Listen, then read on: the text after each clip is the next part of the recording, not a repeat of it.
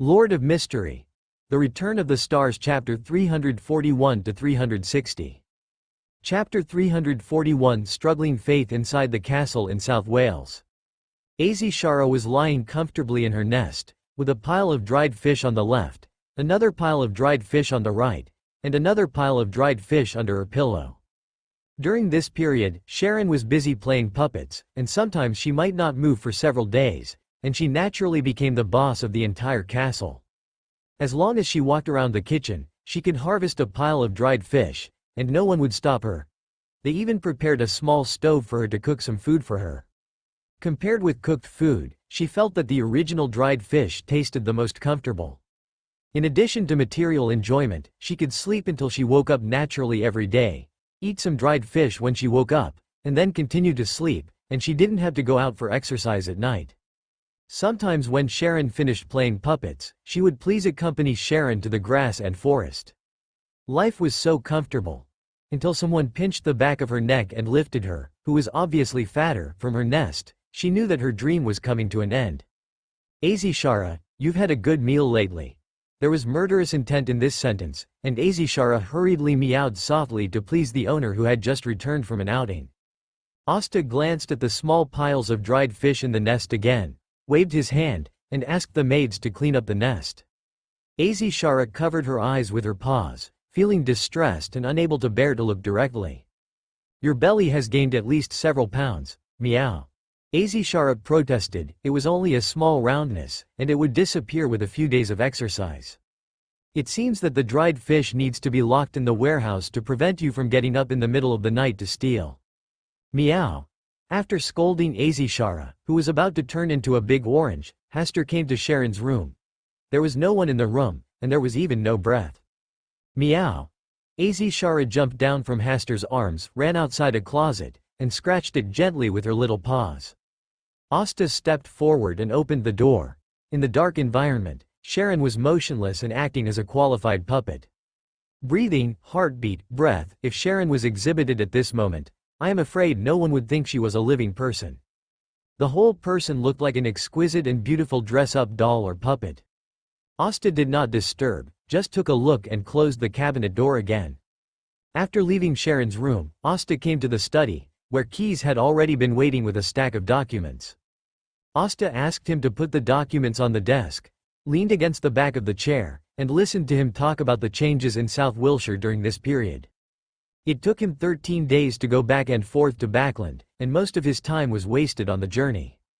These days, the storm at sea has become more and more intense, and the storm church is about to raise a huge wave to purify the entire sea in one breath. Except for pirate kings like Nast who can remain unmoved, many pirate groups have withdrawn to the southern continent, away from the sea where the storm church is located. As for the pirates near the coast of South Wiltshire, they have basically been wiped out. During this period of time, there has been no incident of pirates robbing merchant ships, and the coastal fishing villages have not been affected.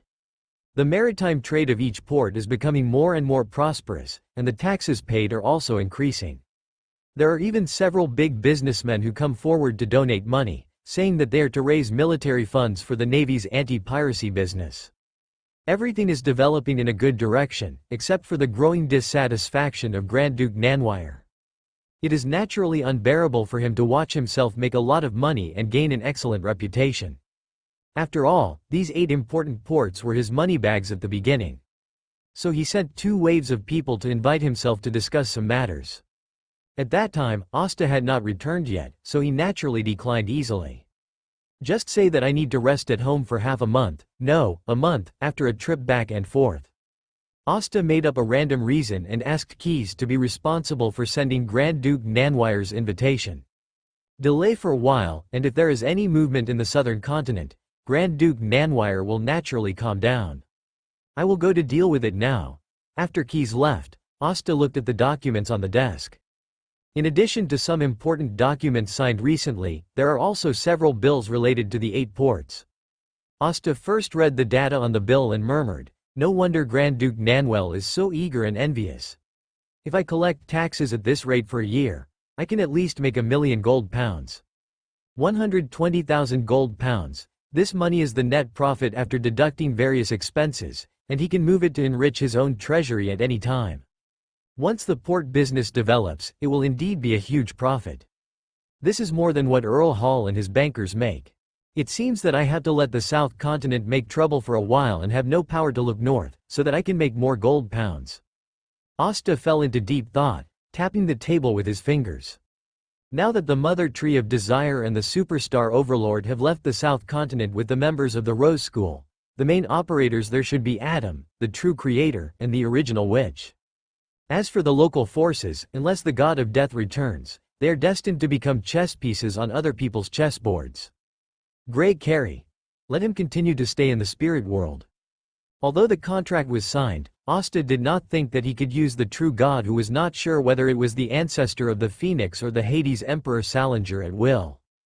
At night, the light of the stars shines on the sea, causing the waves to sparkle and sway.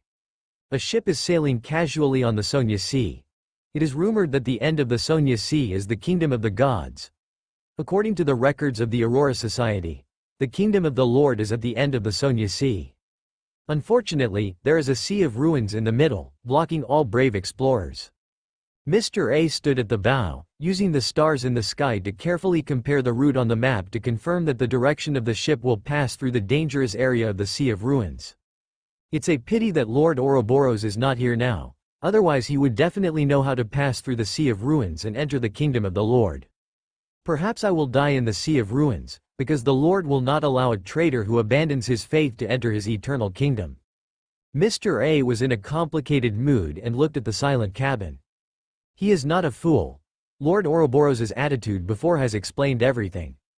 It's just that he didn't want to admit it, so he deceived himself and used lame excuses to avoid the truth.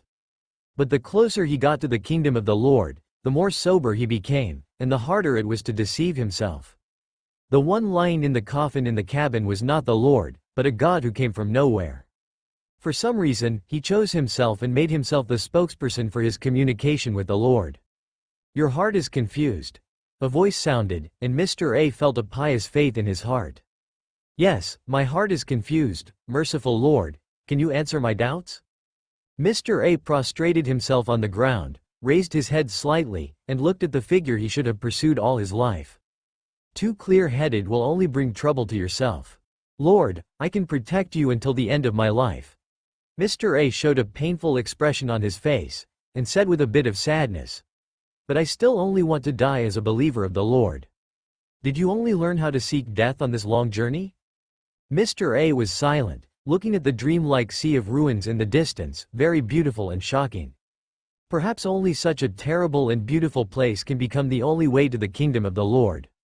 I want to live, I want to see the Lord, I want to crawl at his feet, but I know I can't safely cross that sea. Once the shaken faith sets foot on the kingdom of the Lord, it will be a blasphemy. O blasphemer, you must atone your sins with death. You will see the figure you have been chasing for your whole life. This is my gift to you. But you can also end your life here. Mr. A remained silent for a long time before he smiled and said, I will save my questions until I meet the Lord. This is the right choice. Lord, if you had appeared earlier, I might not have to struggle so much. Is faith without inner struggle meaningful? Mr. A had an inexplicable enlightenment, and he seemed to have figured something out. His struggling heart along the way was gradually finding the right answer as he moved forward on the pilgrimage. Under the moonlight, the ship moved forward leisurely, and a fleet suddenly appeared in front of it, attracting Mr. A's attention. Before he could take a closer look, the figure in front of him had already passed over the sea and arrived on the flagship deck of the fleet. On the future, Catalya in the captain's room was disturbed by someone, saying that an unknown visitor had landed on the deck. When Catalya came out of the captain's room and rushed to the bow deck, a group of people had already gathered around. Her second mate was calming everyone down to avoid a conflict. Catalya signaled everyone to be quiet first. She took 2 steps forward and said in a neither humble nor arrogant tone, I am the captain of the future, Admiral Catalya of the Star. Who are you? Why are you here? Asta did not speak, but just glanced at the crew of the future. His eyes fell on Frank, who was still immersed in his hybrid research, and then moved away to Catalya, who was standing in front of him. Chapter 342. The Sea of Ruins, the place where the ancient sun god fell. Catalya was also looking at the uninvited guest in front of her. The counterattack from the Storm Church has been getting more and more intense during this period. It is easy to encounter the hunting team of the Storm Church when sailing outside. In order to reduce the necessary sacrifices, she chose to sail the fleet to the periphery of the Sea of Ruins, using the natural barrier here to hide her tracks. Although the Sea of Ruins is a famous dangerous sea, as long as you don't go deep, the risk factor is not great. The figure that suddenly appeared in front of her is most likely an illusion formed by the Sea of Ruins, and she needs to be careful. Just passing by, Hasta said calmly, and his eyes passed over Catalya and looked at the golden Sea of Ruins. Even though they were far apart, the ancient breath mixed with madness and chaos still came to her face. That is the place where the ancient sun god fell, and the golden ocean was transformed by the blood of the ancient sun god. After passing through this dangerous sea, you can enter the god-forsaken land from the projection of the giant king's court. I don't know if the real creator welcomes his visit. Are you also coming to the Sea of Ruins to take refuge, or to explore? Catalya still did not relax her vigilance.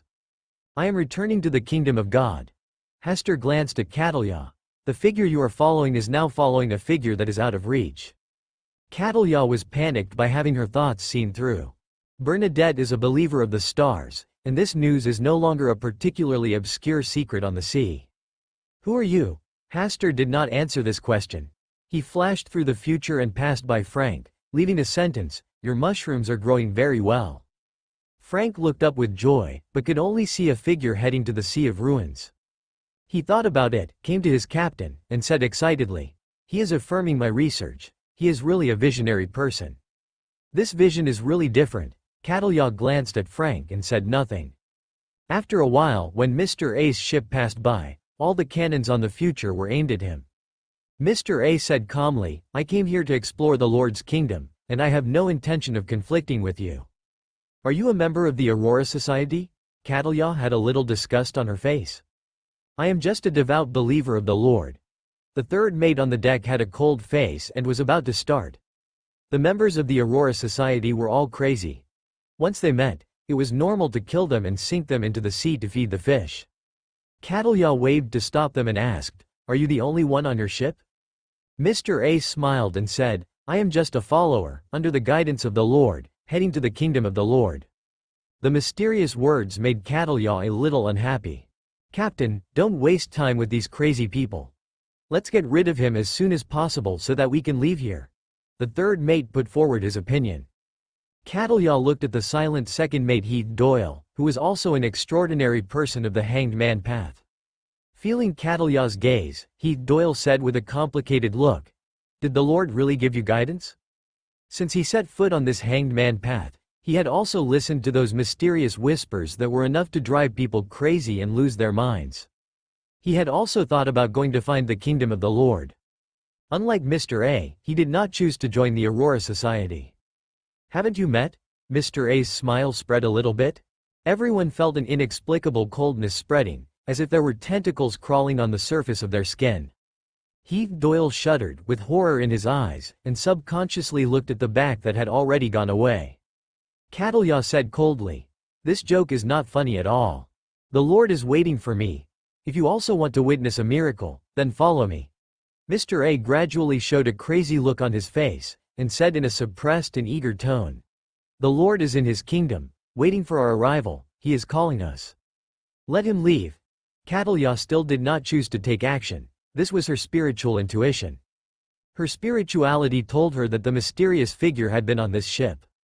Especially, she also saw with her own eyes that there was a coffin parked in the cabin. When she said this, the cold and frightening feeling around her instantly dissipated. Heath Doyle was silent for a while and said, "May you have a smooth journey." He has become accustomed to life on the future. Finding the kingdom of the Lord is too far away for him. Mr. A stood at the bow, looking at the Sea of Ruins, and said with regret, "You missed the miracle." At this time, the originally calm Sea of Ruins began to boil, as if it was startled by some force, and the golden waves began to surge and spread outward. The surrounding sea was instantly illuminated, dyed with a golden light.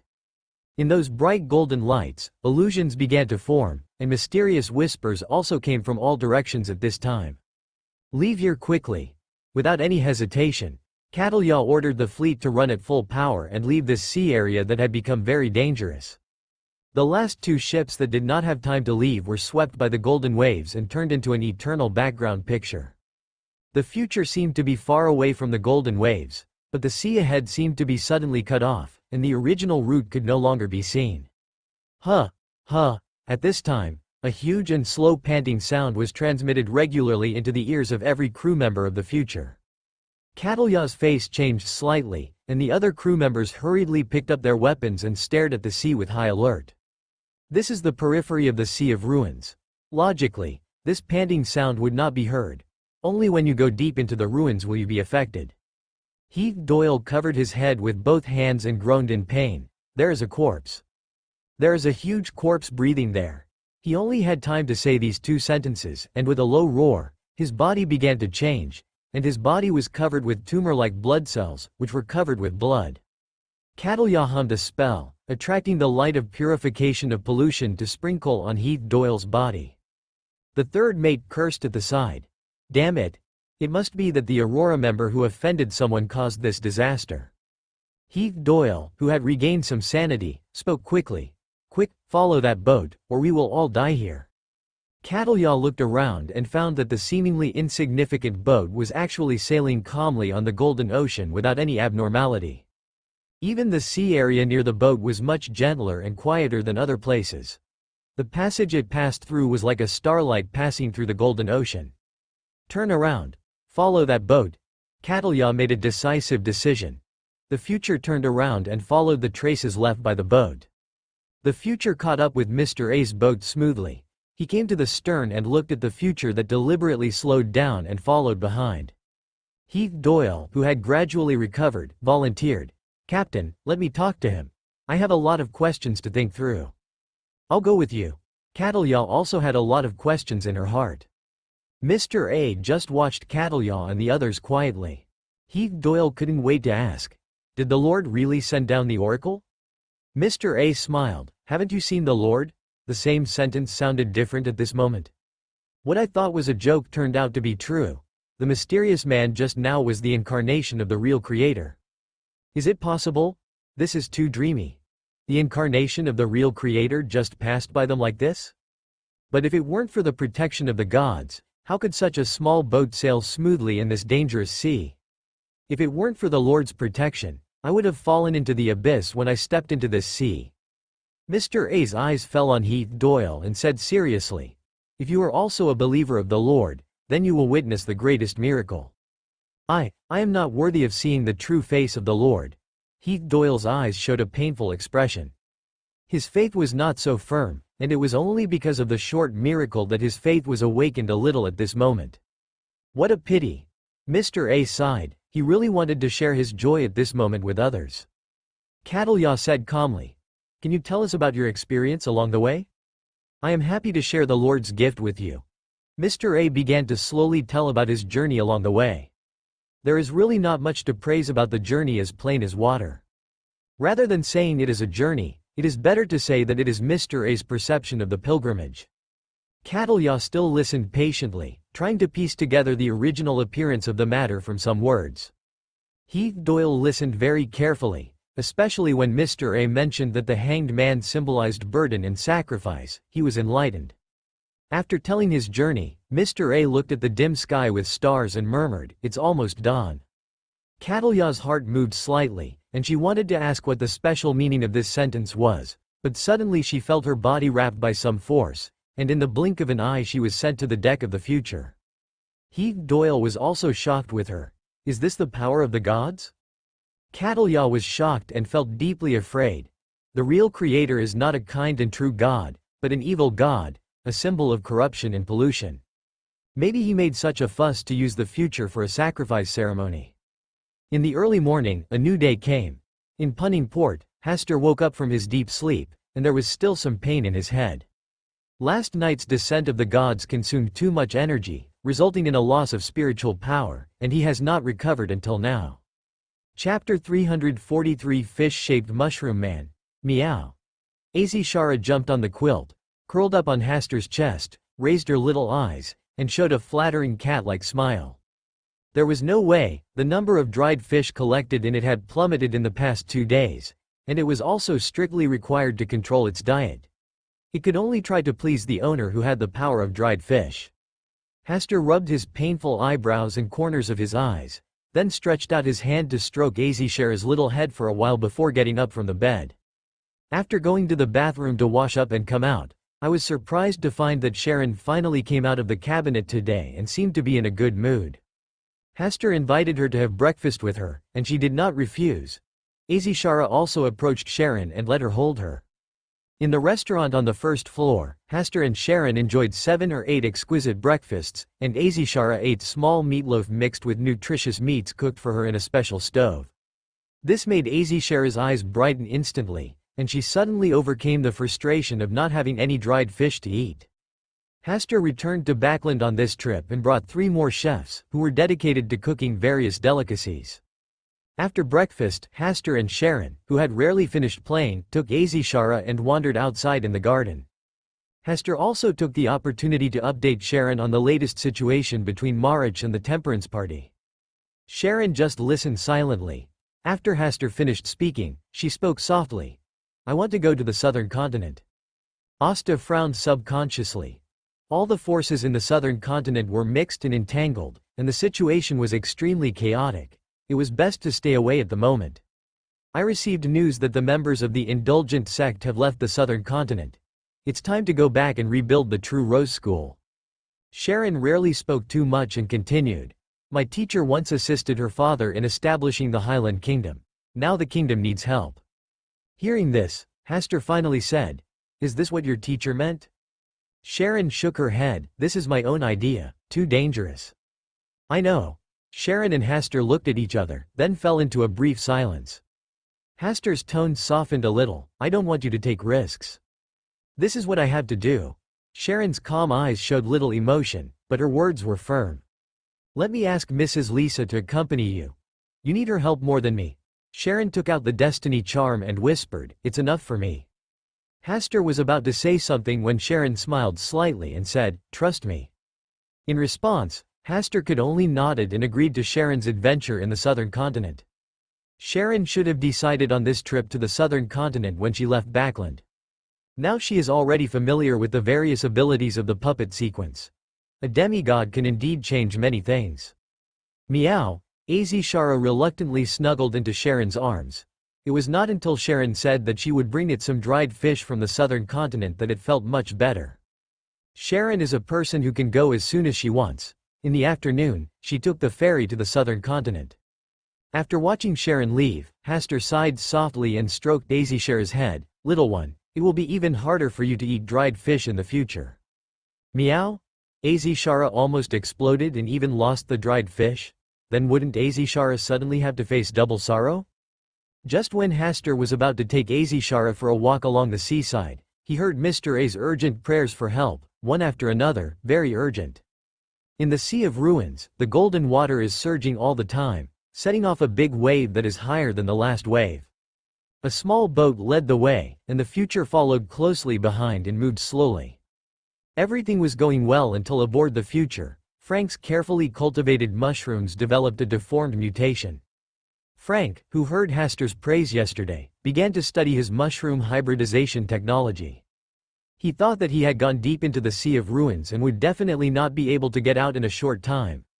The food supply on the ship might be insufficient, so he wanted to develop a fish mushroom that could reproduce in the soil. In this way, the crew can not only taste the deliciousness of mushrooms, but also eat fish. The two flavors are superimposed, and they can also be paired with meat and vegetables. His idea was good, and the process went smoothly.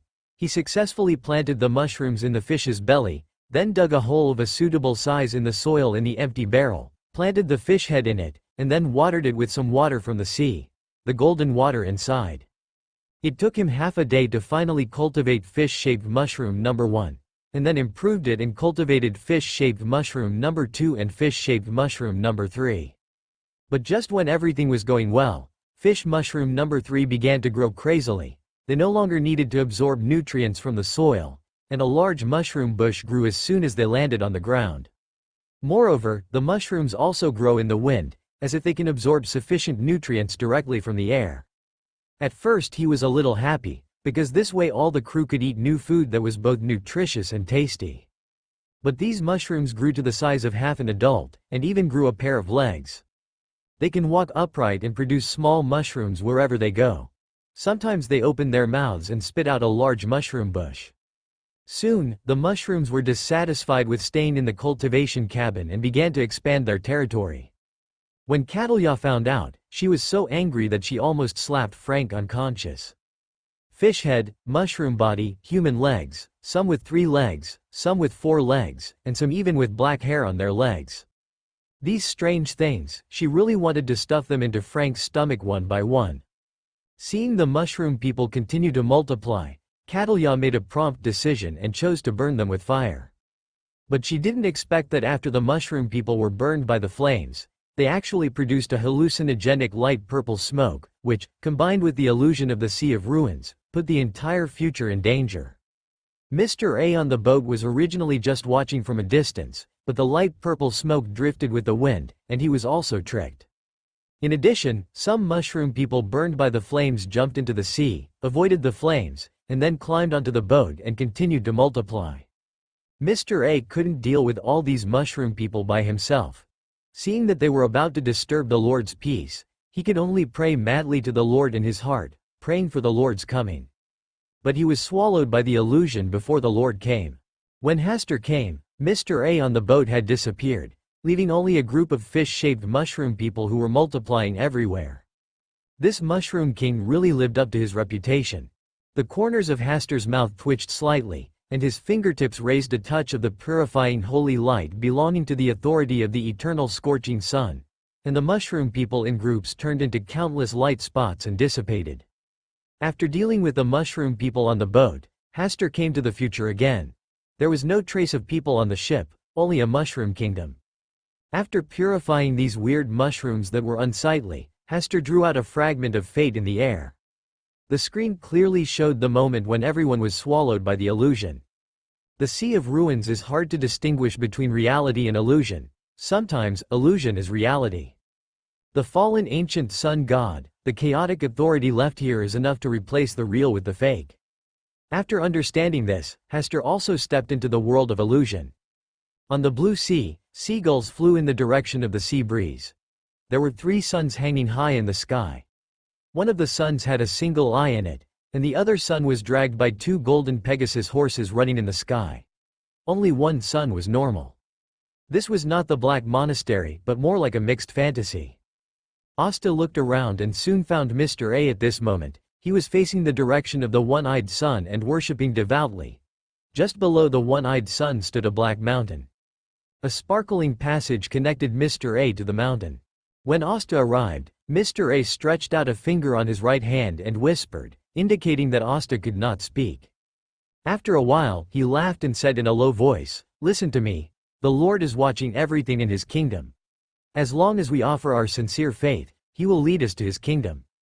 Asta listened silently, then grabbed Mr. A's right shoulder and threw him out of the illusion world.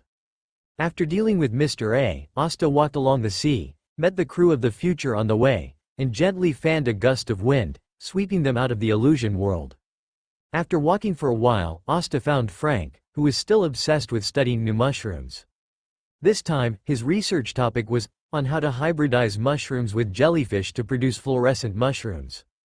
His research encountered a bottleneck, and he kept frowning and thinking. Asta took a closer look and reminded him, "It's daytime now, and the fluorescence will not be obvious until night." Frank slapped his thighs suddenly, showing an expression of enlightenment. "You can cultivate sunlight mushrooms and make them produce collectible sunlight like the sun. That's a good suggestion. I'll try it now." Frank continued to indulge in his research. Hasta did not disturb him, nor did he throw him out of the illusion world. He just let him continue to toss around here. Chapter 344 Azishara. You are worse than a dog. Continuing to move along the direction of the end of the sea, on a huge black reef protruding out of the sea, Cthulhu was wrapping her hands around her knees, leaning her head on them, staring quietly into the distance. Her eyes were full of confusion and reminiscence, probably recalling the beautiful life she had with Bernadette in the past. Hasta just glanced at her twice and didn't choose to disturb her, so he just let her relax for a while. When he is about to leave this illusory world, he will send her out. Hasta continued along the end of the sea. He wanted to see if there was any limit to this illusory world. As he kept moving forward, things in the distance were moving back, always keeping a certain distance from him. Hasta just raised his hand to cut off the rules here, and his figure suddenly came to the end of this illusory world.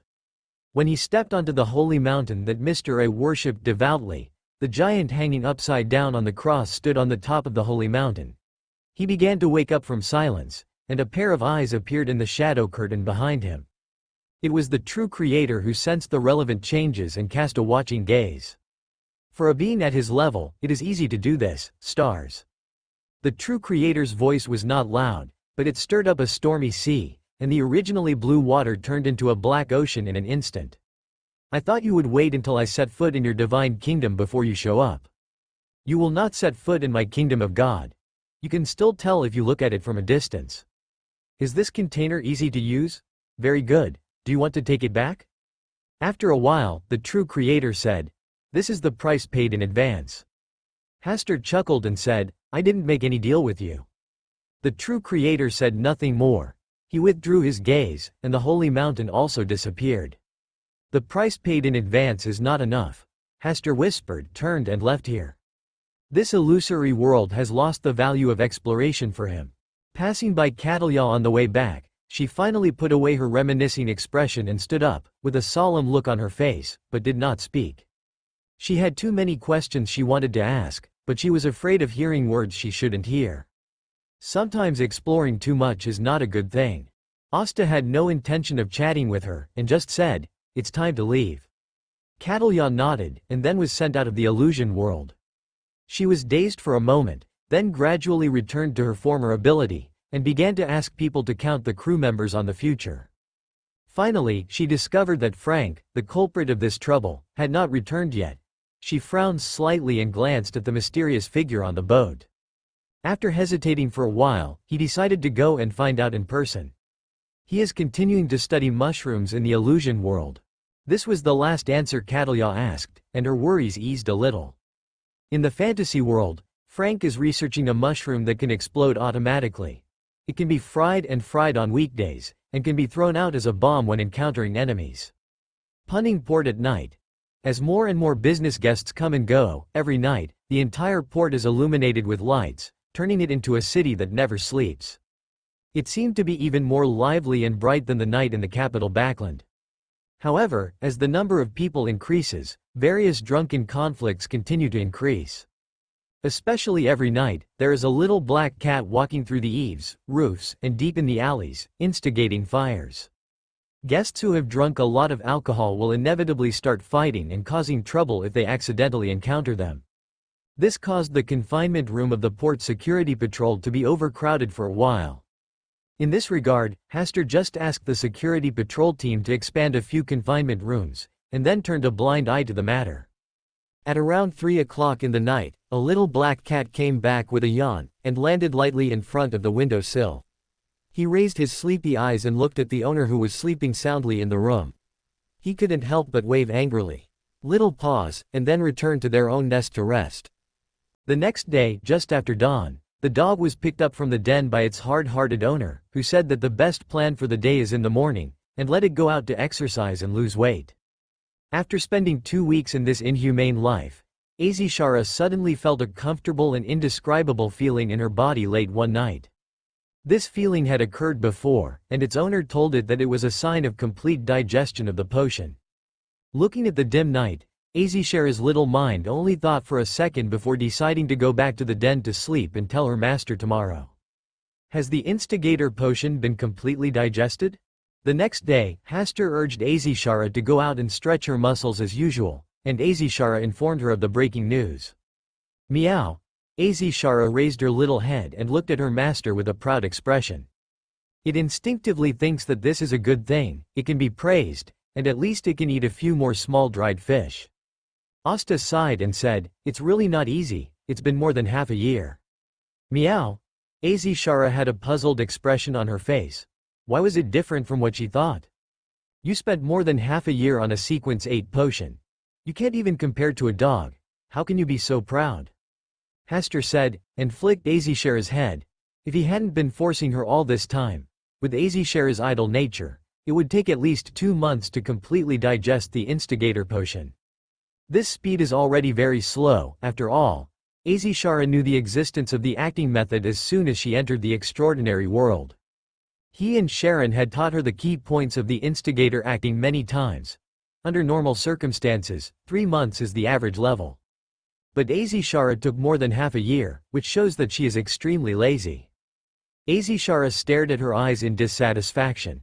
How could she not be better than a dog? How could those stupid guys compare with the noble and elegant one? Don't be unconvinced. That dog is indeed a little better than you in this aspect. Meow. Azishara pouted in dissatisfaction, turned her head away, and didn't want to pay attention to her master. Hasta smiled, held it in his arms, gently rubbed its little head, and then told it a little about Susie's glorious deeds. Hearing that Susie, as a dog, actually likes to read, and reads a lot of books, Azishara was completely shocked. An image unconsciously appeared in my mind. There was a dog lying under the bookshelf, wearing glasses and flipping through books, with wisdom and thoughtfulness flashing in his eyes from time to time. Meow? Don't you believe it? When I return to Backland, I will take you to see it. I hope that by then you can already speak Loanese proficiently. Azishara was silent for a long time. Could this be the case with other people's children? Soon, it began to get angry. It was just a dog. Why did it study so hard? So much so that it had become a poor student in the eyes of its owner. Since you have been working hard during this period, all the dried fish will be unlimited today. Remember, only today. Meow. Azishara's eyes lit up instantly, and without thinking about anything, she suddenly jumped from Asta's arms to the ground, and then quickly rushed to the warehouse where the dried fish were stored. The next step is the witch. I wonder if Azishara will turn into a beautiful girl on the spot after taking the witch potion. Asta thought seriously for a while and decided to write a letter to Sharon to chat and share some relevant experiences. Calculating the time, Sharon has arrived in the southern continent now. As for the witch potion, he had already asked the Yellow Monk organization to prepare extraordinary materials, and the only thing left was to mix them into potions. The Yellow Monk organization is very good at collecting things. When a bunch of winners go out to do things together, it is always easy to achieve their wishes.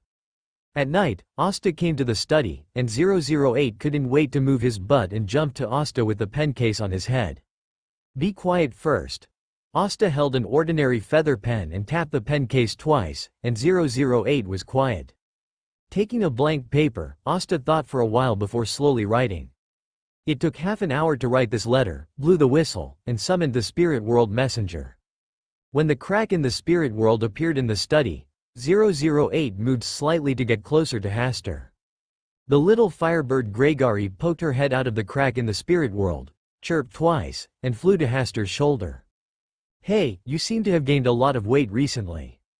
Hasta reached out and held Gregory on his shoulder in his palm.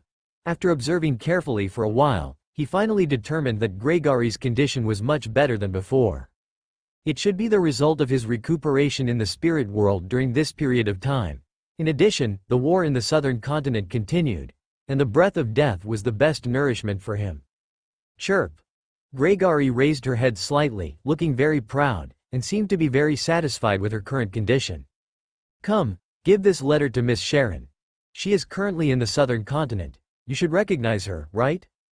Hasta stretched out his hand and gestured slightly to prevent Gregory from recognizing the wrong person. Perhaps because of the mention of the southern continent, Gregory's eyes seemed to have more spirit. She nodded and flew back to the spirit world with the letter in her mouth. 008 started to become active again after hiding in the pencil case. I have a bad feeling about this. Asta's expression gradually became serious. Chapter 345 When Greg Carey Goes to the Southern Continent. The Hall of Stars. Hasta was still a little worried about Gregory's condition, so he came to the Hall of Stars and watched Gregory's every move from afar through the contractual relationship between the two parties. The southern continent was originally the territory of the Hades Emperor Salinger. As the ancestor of the Phoenix and the path of the god of death, Gregory might really trigger some shocking changes. The southern continent, the Highland Kingdom. This country was originally a branch of Balaam. After the death of the god of death, the Hades Emperor Salinger, the Balaam Empire split into East Balaam and West Balaam. East Balaam gradually became a colony of the Kingdom of Loan, while West Balaam was divided by warlords and colonized by various parties. The appearance of Renette Twinkle helped her father establish the Highland Kingdom, which is a small country, but it is stronger than ordinary warlords. When the birth of the god Ea, changes occurred within the Rose School, and Renette Twinkle was suspected of falling. The royal family of the Highland Kingdom also suffered a wave of liquidation. Fortunately, there is still blood inheritance, and the kingdom is still alive, but it is not as good as before. With the war against the 7 major churches in the southern continent this time, the departure of the Rose School of Indulgence, the Highland Kingdom gradually began to recover. In the palace of the Highland Kingdom, outside the fence on the 2nd floor, Sharon was immersed in the memories of the past. She returned to the southern continent this time, firstly to help her teacher take care of the Highland Kingdom, and secondly to gather the people from their temperance faction who were exiled. "Miss Sharon, are you here alone to enjoy the moon?" An untimely voice disrupted Sharon's thoughts of recollection. She just glanced at the visitor and nodded calmly. The visitor was the 3rd prince of the Highland Kingdom. She returned to the southern continent to contact the royal family of the Highland Kingdom, and it was this 3rd prince who was responsible for contacting her. She didn't want to attend the banquet tonight, but she needed to show up so that other exiled members would know that she had returned to the southern continent. "Miss Sharon, you haven't been back for several years. Do you think the moon in your hometown is rounder?" "What's the matter?" Sharon interrupted his greetings and approach. The 3rd prince's expression froze for a moment, then he put on a warm smile and said, "As the host, I can't ignore the distinguished guests tonight. I don't need anyone to accompany me. I want to discuss tomorrow's itinerary with you. The situation is chaotic now. The kingdom needs some allies to get through this more safely. The royal family of the East Balaam Empire sent someone to invite us to discuss. I hope you can go with us. I believe there are many members of your lineage in the East Balaam Empire." Sharon just listened quietly, nodded and said yes, then turned her back to the 3rd prince and looked at the starry sky above her head. "Miss Sharon." The 3rd prince wanted to say something else, but suddenly felt the temperature around him getting colder. A crack in the spiritual world quietly appeared, and a small firebird the size of 2 fists appeared with a letter in its mouth. The 3rd prince's pupils shrank slightly. He was not unfamiliar with creatures like spirit world messengers, but most spirit world messengers were spirits and needed spiritual vision to see. But this little firebird could be seen directly with the naked eye, which was really magical. Sharon, who always had an indifferent expression, raised her lips slightly, and the look in her eyes became much gentler. She reached out to take the letter and whispered, "It's hard for you to send the letter so late." Chirp. Grey Carrie flapped her wings, but did not return to the spirit world directly, but flew to Sharon's right shoulder and stood. "Do you want to wait for my reply?" Chirp. "No?" Sharon's eyes flashed with some doubts, but she didn't care too much. She just glanced at the 3rd prince lightly and signaled him to leave. After the 3rd prince left, Sharon opened the letter and read the contents of the letter carefully.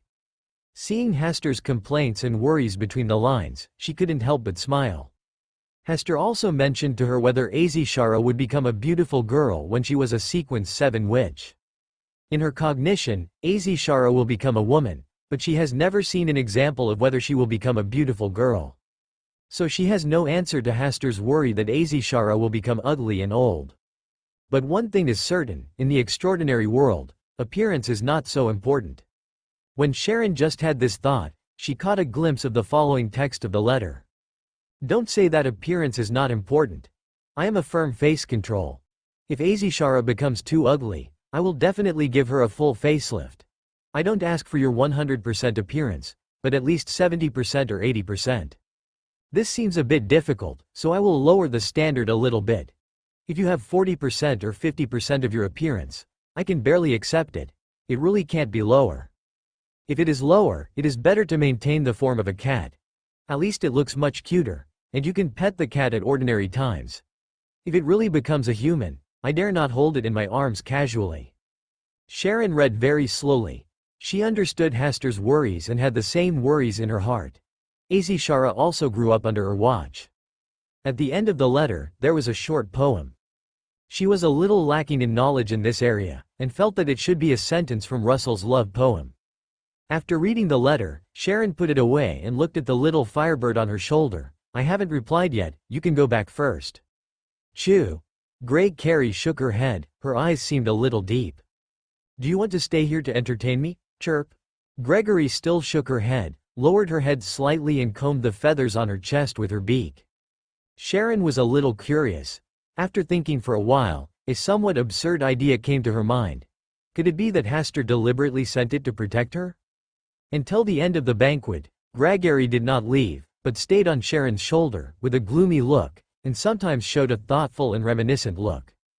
There was no way, Sharon could only take it back to her room, and at the same time, she picked up a pen to write a reply to Hasta, and sent the letter back to Punning Port with her own messenger. In the Hall of Stars, Hasta also saw that Gregory behaved a little abnormally. But he did not stop her, but let Gregory stay by Sharon's side.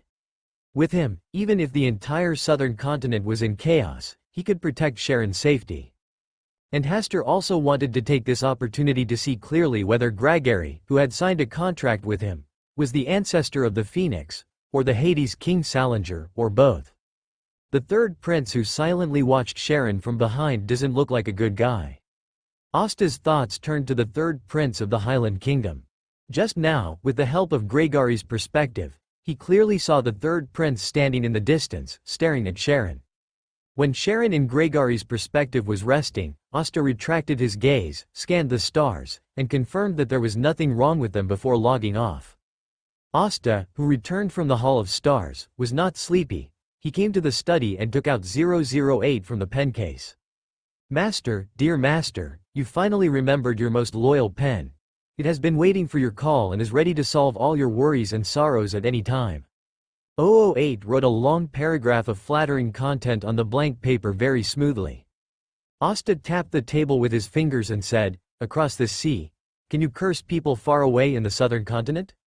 With the Book of Prophecy, it should have a simple impact. Perhaps he felt that this was not enough to show his usefulness. 008 added, if the master can bless the relevant fate, no matter how small the probability is, there is a great chance of it coming true. Then let's try it. Asta took out the rarely used Book of Prophecy, held 008, who was already eager to try, and began to apply it on the smooth skin of the Book of Prophecy. The person he wanted to curse this time was the third prince. Nothing else, just didn't like him. Asta didn't write him to death, just wanted him to lie in bed for a month or two. This time was enough for Sharon to solve the problems in the southern continent. The next day, the Highland Kingdom's convoy gathered at the gate of the palace, ready to move towards the East Balam Empire. After waiting for a while, someone came running to report in a panic, saying that the third prince accidentally fell off the bed while sleeping last night, and his spine was injured. He needed to lie in bed quietly for a period of time to recuperate, and could not represent the Highland Kingdom to the East Balam Empire for talks. After a while of urgent discussion, the fifth prince was asked to take over. The king of the Highland Kingdom had no other ability except that he had many sons. In a carriage, Sharon was gently teasing the little firebird that had been following her. Except for occasionally showing some intriguing eyes, this little firebird was still very cute, and its feathers were also very smooth. Touching it was like touching the most expensive silk. In the busy streets of the capital of the East Balam Empire, a middle-aged man was carefully reading books on a bookstall. His skin was bronze, his build was medium, his hair was black and his eyes were brown, his facial features were soft, and he had no beard. There was always an indescribable sense of vicissitudes in his eyes, and under his right ear was a small black mole that could not be found without careful observation. Click. The middle-aged man's hand holding the book trembled, and the book fell to the ground. His body trembled slightly, cold sweat broke out on his forehead. He covered his heart, which was beating suddenly and violently, with one hand, and stared into the distance. Welcome to Fanfic Audiobook, your go-to place for immersive audiobooks. If you enjoy the content, don't forget to like the video and subscribe to our channel for more amazing stories. A familiar yet strange feeling was approaching from afar. His body was trembling unconsciously, as if it was desire and fear. Some dusty long-lost memories were being reorganized at this moment. Battlefield, death, blood, countless broken limbs, eyes that could not be looked at directly. Azek had a splitting headache, and he squatted down, covering his head with both hands. He could clearly feel that his soul was madly making a fuss, as if he wanted to get out of his head. This was the soul's desire to restore its integrity. But there was a familiar yet strange force helping him suppress this desire, binding his soul tightly in his body, unable to escape. The intense pain at this moment came from the pull of these two forces. In the tearing again and again, he saw a pair of pale eyes with dying flames looking over, and a feather stained with light yellow oil fell, splitting his original complete spirit into two halves. Half of it entered the skull cloud, and the remaining half was mixed with a golden ornament that suddenly jumped out, and returned to flesh and blood in the burning of the pale flame. Fortunately, the torn balance gradually tilted towards stability and calmness, and the pain began to slowly subside. Sir, are you okay?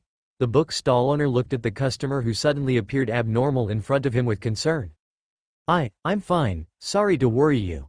Azek gradually overcame the symptoms of headache and barely stood up. His pale face looked bloodless. Sir, if you feel unwell, turn right 200 meters ahead and go straight for 300 meters. There is a pharmacy. The doctors there are very professional. Azek smiled reluctantly. Thank you for your advice, I will consider it. Finally, he selected 2 books on the bookstall, paid and left. With 2 books under his left armpit, Azek crossed the busy street and chose a street-side cafe. He sat by the window, watching the street outside while tasting the bitter coffee. The coffee in the southern continent is very bitter, and they don't like to add sugar and milk. The strong bitter taste is very refreshing. After a short rest, Azek's headache symptoms were relieved a lot, and the originally scattered and broken memories began to gradually gather and restore his past. He is the heir of the Hades Emperor Salinger and the Death Archon of the 4th Epic Balam Empire. In the era of the 4 Emperors' War, he followed his father, the Hades Emperor Salinger, to participate in the war. On the battlefield, he was glared at by the Blood Emperor Alistair Tudor and lost his memory. Since then, he has been constantly reincarnating in death, losing his memory again and again, and starting over again and again. Compared with the cold life of being a Death Archon, each subsequent reincarnation seems very warm, and even the memories are warm-toned. The rekindled war in the homeland lit up the memories of the past, but the self in the memories was not the self he wanted to be in his imagination. Azek stared at the street outside in a daze with mixed feelings. Suddenly, the busy and whispering sounds of the cafe in his ears were paused. A burly figure walked in from outside, exuding a majesty that made people want to surrender. With eyes full of reverence, he walked to Azek, knelt on one knee, and said respectfully, God asked us to welcome the Lord Archon of Death. Azek just glanced at him lightly. This man had the blood of the royal family of the East Balam Empire flowing in his body, and he was the current ruler of the East Balam Empire. Has this day finally come? When he recovered his previous memories, he understood what kind of truth was hidden in his countless reincarnations of losing his memories. His amnesia came from the incompleteness of his soul, and the initiator of all this was his father, the Hades Emperor Salinger of the 4th Epic. The so-called welcome now is to welcome his father, who will replace his body and return to life. This is the resurrection method left behind when he fell long ago. No one is more suitable than his offspring to inherit his resurrection. The so-called father-son relationship is too naive and simple for the gods. But Azek did not want to refuse, but calmly prepared to welcome his long-overdue ending. At this time, another figure appeared in the cafe, a lady with ordinary features, dark eyes, wearing a simple robe, a bark belt, long black hair, no shoes or socks, and bare feet. You still have a chance to choose, it's too late. Azek smiled at the lady. You are too late, he has already returned, and the reason why he came to me now is because he has absolute confidence. After a pause, he seemed to look at the existence behind the lady. If he came in person, there might be a possibility that you are just a qualified believer. I can try to send you away from here, but I don't want to continue to escape. Azek declined the lady's kindness, and now he just wanted to face his own ending calmly. His return will cause more chaos and death, and your voluntary sacrifice will destroy everything you once valued. Maybe. Azek glanced into the distance and said, my long and muddled life should also usher in its own end. You shouldn't give up your humanity so easily. Azek just said calmly. But human nature will eventually be replaced by divinity. After all, it is different. After the words fell, the mysterious lady took Azek, who did not resist at all, out of the cafe. But they did not go far, but fell into the spirit world inexplicably. When they emerged from the spirit world, they were still in the cafe. Faced with this result, Azek was not surprised. The mysterious lady did not have any expression on her face. Her actions just now seemed to be testing something. The atmosphere was silent for a moment. The king of the East Balam Empire, who had been kneeling on the ground, finally said with a stiff face, "Lord Archon of Death, God just asked us to welcome your return. There is no other oracle. It seems that he does not need my dedication now." Azek seemed to understand something. Chew. A crisp sound broke the silence of the entire cafe. A carriage stopped at the door of the cafe, and a girl as delicate as a doll got out of the carriage. A little firebird stood on her right shoulder, and a pair of eyes watched everything here quietly. When the girl walked into the cafe, the little firebird flapped its wings and landed on the table in front of Azek. He looked at Azek, the mysterious lady, and the king of the East Balam Empire, and then his eyes fell on Azek again. After looking for a while, he chirped again, and Azek's mind seemed to resound with thunder. The half-soul that was originally ready to move was reinforced with a golden phoenix seal. The mysterious lady also understood at this moment that the resurrected existence was the god of death, not the pure Hades Salinger. If Azek was forcibly devoured at this time, then the Hades Salinger would be truly resurrected, which was not the situation that the god of death wanted to see now. What he wanted was to let Azek continue to keep half of his soul alive until he fully mastered the power of the god of death, and then seek the completeness of the soul. "I'm afraid Salinger himself didn't expect this ending," the mysterious lady whispered, and her eyes turned to the girl who was as delicate as a doll, looking at her carefully and seriously. Azek also fell into silence. Although the distant memories and family affection were a little vague, the blood of the same origin still made him feel sad. He looked at the little firebird on the table, which was confused and thoughtful, and wanted to reach out to touch it, but his hand retracted halfway and turned his eyes to the girl who was walking with the little firebird. He wanted to find out what was different about the people who could walk with him. Gerald Eggers, who was still kneeling on the ground, also raised his head slightly at this moment and looked at the girl, because he didn't dare to look at the little firebird at all. When the oracle passed down by God, he saw a flying phoenix, which looked like the giant of the little firebird in front of him. The fear from the bottom of his heart had clearly told him the relationship between the two. Sharon, who was stared at by three eyes at the same time, was a little confused at the moment. Although she didn't know any of the three people in front of her, the breath and feeling coming from them were definitely extraordinary people who were much stronger than herself. Especially the lady with a calm expression. Her gaze seemed to be able to see through everything, and she had no secrets in front of her. This feeling seemed to be more terrifying than her teacher. She had no intention of coming here, but just now in the carriage, the little firebird suddenly urged her to get off and come to this cafe. In order to explore the purpose of the little firebird, she got off the car and came here. The moment she stepped into the cafe, she had a strange feeling, as if everything around her was in a strange state. Although the guests were drinking coffee and chatting normally, it seemed that only the three people in front of her were real, and they seemed to be discussing some major events. Sharon was silent for a while, and looked at the little firebird on the table. She thought it was better to take Haster's spiritual messenger away from here quickly to avoid any accidents. Chew. Great Carrie looked back and flapped her wings, giving Sharon a reassuring look. That look seemed to say, "Don't worry, it's okay, I'll protect you." Being covered by a little firebird that is not even as big as its head. Sharon was in a complicated mood, but looking at the current situation, the three people here are obviously afraid of the existence of the little firebird, and she is also valued a little bit. "Excuse me."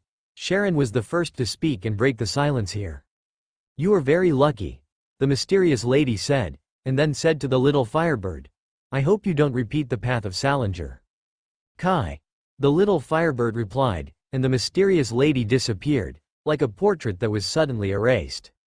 As she left, the strange feeling of the entire cafe disappeared, and the sound of chatting around was clearly heard, but they still couldn't see what was happening here. Azek was in a good mood, with a smile on his face, saying, "You look confused?" "Yes," Sharon answered briefly. "Then sit down and chat." Kai. Grey Carrie flew to Sharon's right shoulder, indicating that she could sit down and have a good chat. Sharon glanced at the middle-aged man who was still kneeling on the ground, a little hesitant. "Get up." Azek's tone was light, with an irresistible majesty. Gerald Eggers raised his head and turned to look at the little firebird on Sharon's shoulder, but the little firebird didn't even bother to give him a look. After hesitating for a while, he stood up and stood respectfully aside. Sharon sat down and thought for a while and said, "What does my arrival symbolize?" Azek shook his head. "We don't care about you." Sharon breathed a sigh of relief in her heart. She didn't want to get involved in any unnecessary fate entanglement for no reason. "Does it have any unusual origins?" Sharon asked, the biggest doubt in her heart. "It can't be said. If you have a chance in the future, you will naturally know." Azek just smiled and didn't say too much. Sharon turned her head slightly to look at the little firebird standing on her shoulder and concentrating on combing the feathers on its chest. It was hard for her to imagine what kind of earth-shaking origin this little thing could have. At the beginning, she witnessed Hasta signing a contract with it with her own eyes, and vaguely remembered that its name was Grey Carrie. "Chew." Gregory also looked up and exchanged glances with Sharon, then rubbed her cheek with her wings to show her friendliness. Azek smiled and said, "I hope you can guide him in a better direction." Sharon was very keen to catch this unusual title, which meant that the little firebird was at least an angel. Shock inevitably flashed in her eyes. It turned out that he could really protect her. Gregory slightly raised her head, as if to say, "You finally believe that I can protect you, right?" Sharon sighed in her heart. An angel actually became Hasta's spiritual messenger, responsible for delivering letters. It was really too luxurious. "Perhaps this is the best arrangement." Azek sighed, and then said, "I will stay in the palace of the East Balam Empire during this period. If you need any help, you can come to me, or he can help you do it." Sharon said politely, "Thank you. It's my honor to be able to do things for you." Gerald Eggers, who was standing aside, lowered his attitude very low. Then, as an elder, Azek popularized a lot of mystical knowledge to Sharon, which gave her a clearer understanding of her future path. Before leaving, Sharon asked, "How should I call you?" "You can call me Mr. Azek. I like this identity. Teaching is my current job. Of course, I am on vacation now." Azek laughed, and his smile was very bright. In the Hall of Stars, Hester also witnessed their meeting in the cafe. He did not expect that Azek and Ariana, a believer of the Goddess of Night, would gather in a cafe. The failure of the Goddess of Night was already doomed. When Gregory resurrected from the depths of the spirit world, he could no longer obtain the uniqueness of the way to the God of Death. If he really fought with Gregory, even if he won, there would be the return of the Hades King Salinger. In any case, he could not easily obtain the uniqueness of the God of Death, and no matter how stupid the God of War was, he could not have been unaware of it. In fact, all this was caused by the butterfly effect brought by himself. If he had not resurrected Gregory when he signed the contract with the Spirit World Messenger, the uniqueness of the death path would still be in the hands of the Goddess of Night. As for why he could awaken Gregory, he could only guess that it was the special nature of the Hall of Stars. Sharon must be confused today. Hasta raised his lips slightly. I really want to see Sharon's expression in person at this time. When Sharon walked out of the cafe, she was still a little dazed. What happened today was too bizarre. Chirp. Aren't you going to return to the spirit world yet? Chirp. It's up to you. Sharon knew that she had no way to let him leave. An angel, even if he had an accident like her teacher, was not something she could drive. He chose to follow her, and he must have his own plans. He got on the carriage and continued to the palace of the East Balam Empire. I thought she had spent a lot of time in the cafe and the meeting might have ended. But when she met up with the other people in the Highland Kingdom, she learned that the king of the East Balam Empire suddenly decided to meet them in person, and the talks had not yet begun. When the talks began, Sharon understood why the king of the East Balam Empire wanted to meet them in person, because this king was the middle-aged man who had knelt in front of Mr. Azek and the little firebird. With this relationship, the talks were very easy. The polite attitude made the people of the Highland Kingdom very suspicious. Could it be that the country that really needed an alliance to resist risks was the East Balam Empire? Otherwise, why would they be so polite to them? At night, Grey Carey finally left Sharon's side, which made Sharon feel much more relaxed. Although she knew that Grey Carey had no ill will towards her, being watched by an angel all the time was too stressful. Deep in the palace of the East Balam Empire, Azek was sitting at his desk flipping through the 2 books he bought today. A little firebird flew in from the window and landed on the table. Its eyes were deep and dark, and there was a golden flame burning inside. Azek was not surprised by such a visit.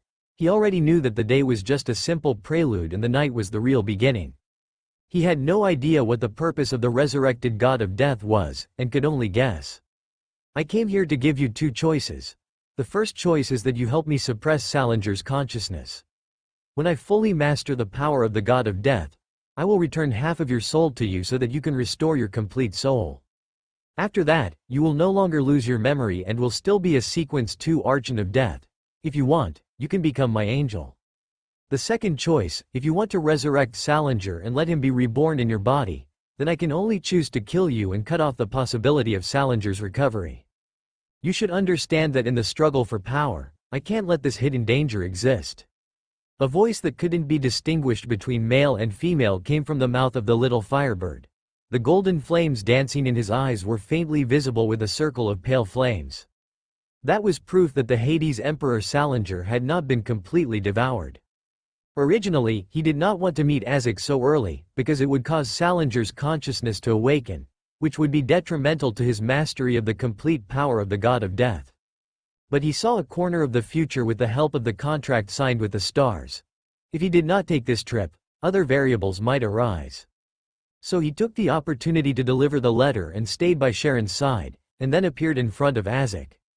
Azek was silent for a while. The experience of multiple rebirths made him long for the warmth of family affection, and this warmth was something Salinger could not give him, because he left only the biting cold for himself. I want to know who you are, Grey Carey. The ancestor of the Phoenix. Haven't you fallen long ago? Salinger still left a means of resurrection, so I naturally prepared a way to rebirth for myself. Azek was puzzled. When my father was promoted to the new god of death, why were you still alive? Grey Carey looked at him deeply and said, the god of death can never really die. So that's it. Azek nodded thoughtfully. You should make a choice. Compared to dying completely, I naturally want to live, but I don't want to be the angel you sit under. The life of the Archon of Death is too cold. I prefer my current identity. Azek did not choose to resurrect his father Salinger. His resurrection means his own death. People are selfish. Since he doesn't care about family affection, he will not be bound by the so-called family ties.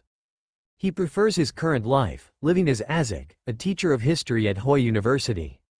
He also wants to go to Winter County of the Kingdom of Loan and the north of the Fasak Empire for vacation, skiing, sightseeing, fishing for seals.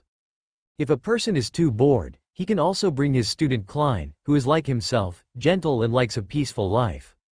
I will fulfill your wish. Grey Carey flew to Azek, and in the depths of her eyes, a ball of golden flames turned into a flying phoenix, rushing into Azek's mind. Inside the room, Azek looked calm, and with the help of Grey Carey's power, he used the golden bird-shaped instrument to completely suppress Salinger's consciousness. Salinger, realizing that the situation was not good, began his final struggle. A huge feathered serpent with dark green scales and pale yellow oily feathers growing between huge gaps, its eye sockets burning with pale flames, its face was a human face. It was another strange Azek Eggers. As the phoenix and the feathered serpent fought, Azek, who was acting as a battlefield, felt that his temple was pierced by 2 steel spikes, and his whole head was about to split in half. The memories and scenes of the past, like Thor's hammer, kept hitting his mind. He couldn't bear the pain that tore his soul. He covered his head with his hands, his knees gradually weakened, and he almost fell to the ground. Ho, ho, ho! Azek's hands were propped up on the desk in front of him at some point, and his throat made a few sounds that were not human. The sweat on his forehead dripped down, dripping on the ground to soak a layer of light yellow oil, giving birth to fine white fluff. At this moment, he once again felt the cry and desire of the other half of his soul. The two of them who had been separated for more than 1,000 years were eager to merge into one and return to wholeness. No, Azek relied on his last tenacious self-consciousness to resist the desire of his soul to return to wholeness. He didn't want to be the cold and crazy archon of death again. The bits and pieces of his past rebirths were his warm and precious memories, and also his strongest shield against madness and fusion. This was his anchor. But his eyes still unconsciously lifted up a little bit, and dark and cold scales grew around his eye circles. The forehead seemed to have life force, bulging on its own, and then split from the middle, pulling out a long bloody cut. A golden light then emerged from nothingness and took shape in the flesh and blood. This is an ancient ornament made of gold, which looks like a slender bird, surrounded by pale flames. The wings are composed of wings, and the bronze eyes are filled with overlapping lights, forming a mysterious and illusory door. Azek's expression became more painful, but as time went by, the ancient golden bird-shaped ornament seemed to be reborn from the ashes, from static to a real phoenix that can soar into the sky. The pale flames around were swallowed up by the golden flames bit by bit, and replaced bit by bit. No, finally, Azek let out a twisted and unwilling roar from his throat. The huge feathered serpent kept shrinking, like a caterpillar, held in the mouth of the phoenix, and then swallowed into its stomach as it tilted its head back. Burp. Grey Carrie pretended to burp. All the abnormalities in Azek's body returned to normal, leaving only the phoenix transformed from the golden ornament in his flesh and blood on his forehead. This item was originally left by me, Salinger. When you began to revive, my consciousness was also awakening little by little. Grey Carrie sighed, and then the phoenix turned into a golden ornament again, embedded in Azek's flesh and blood, and disappeared. Your wish has been fulfilled. At this moment, his small body exuded a majesty that could not be ignored. Starting from this room, all the people in the palace had the urge to kneel on the ground. This was the result of Grey Carrie trying her best to restrain her own breath, otherwise the residents of the entire southern continent would be affected by him and kneel on the ground to welcome their new gods. The members of the spiritual cult who devoutly believed in the god of death all felt a sense of emptiness in their hearts at this moment, as if the gods they had always believed in were leaving them, but then there was a sense of fullness that was different from before, which quickly filled their empty spiritual world. Their gods are back, and they are more powerful and more awe-inspiring than before. They all knelt in unison, their eyes full of fanaticism, but they no longer used the image of the feathered serpent as a totem of faith. The phoenix that returned from the fire, is their most correct belief now. When things were about to settle, the light of the crimson moon was shrouded by layers of black clouds. The cold and silent night fell. Tonight, there was no light in the starry sky of the entire southern continent, and the heavy night swept over, making people feel creepy. At the same time, it was accompanied by the breath of tranquility and sleep. People in the middle of the night barely raised their eyelids twice, and then they closed their eyes and fell asleep sleepily. The most bustling street in the entire East Balam Empire, the bars along the street, the lights are still brilliant, but the people who were originally drinking and having fun are now lying on the table, or curled up in the corner and falling asleep. Some drinkers who were going to the bathroom to solve the problem of abdominal distension just untied their belts and fell asleep on the toilet. The atmosphere of sleep was spreading, except for some powerful beyonders who could slightly sense that something was wrong. Everyone else was wrapped in a sweet dream. Sharon, who was still waiting for Grey Carrie to return, did not fall asleep tonight, but at this moment, she rarely felt like relaxing and lying on the bed to have a good sleep. Ever since she played a puppet, she rarely fell asleep, and she might not sleep for half a month, let alone when she was so sleepy. Did something happen tonight? Sharon came to the window and looked at the starry sky above her head, only to see the eternal darkness blocking all light. The crimson moon and the stars in the sky never shed any light, and everything around them didn't even make a sound. Quiet, this is a dark world with no sound at all. She wanted to explore more, so her eyelids slowly closed, her whole body went limp, and she leaned against the corner of the window and fell into a deep sleep. Southern Continent, Port of Barons. A young and handsome young man looked at the crowd of people sleeping in the port. With a smile on his face, he walked towards one of the port directors who had just extorted 50 gold pounds from him. He squatted down and reached into the pocket of the man's jacket. He took out a stack of gold pounds, counted out 50 gold pounds, and randomly threw the remaining gold pounds in the man's face. After doing all this, he stood up and looked up at the starry sky covered by layers of darkness. The breath of the night is so strong. This is a secret authority. It really coincides with the grand event. The high-dimensional overlooker admired the starry sky tonight for a while, and then headed to the place where the atmosphere of the night was strongest. Tonight, he just happened to come to the southern continent, and he didn't expect to encounter such an interesting thing. Simple coincidence is not enough to explain this problem, it should be the pull of the stars. What happened tonight must have something to do with the stars, and because I was bound to him, I was unknowingly affected and came to this southern continent. It can only be said that he is worthy of being the returner of the stars, and his aggregation effect is terrifying. When he walked to the streets of the capital of the East Balam Empire, he narrowed his eyes slightly and stared at an ordinary priest who suddenly appeared in front of him. "Haven't seen you for a long time. Tisk, that's really interesting. Did you come here specifically to wait for me?" Galway Overlooker chuckled and said, "This makes me more and more curious about what you want to do tonight."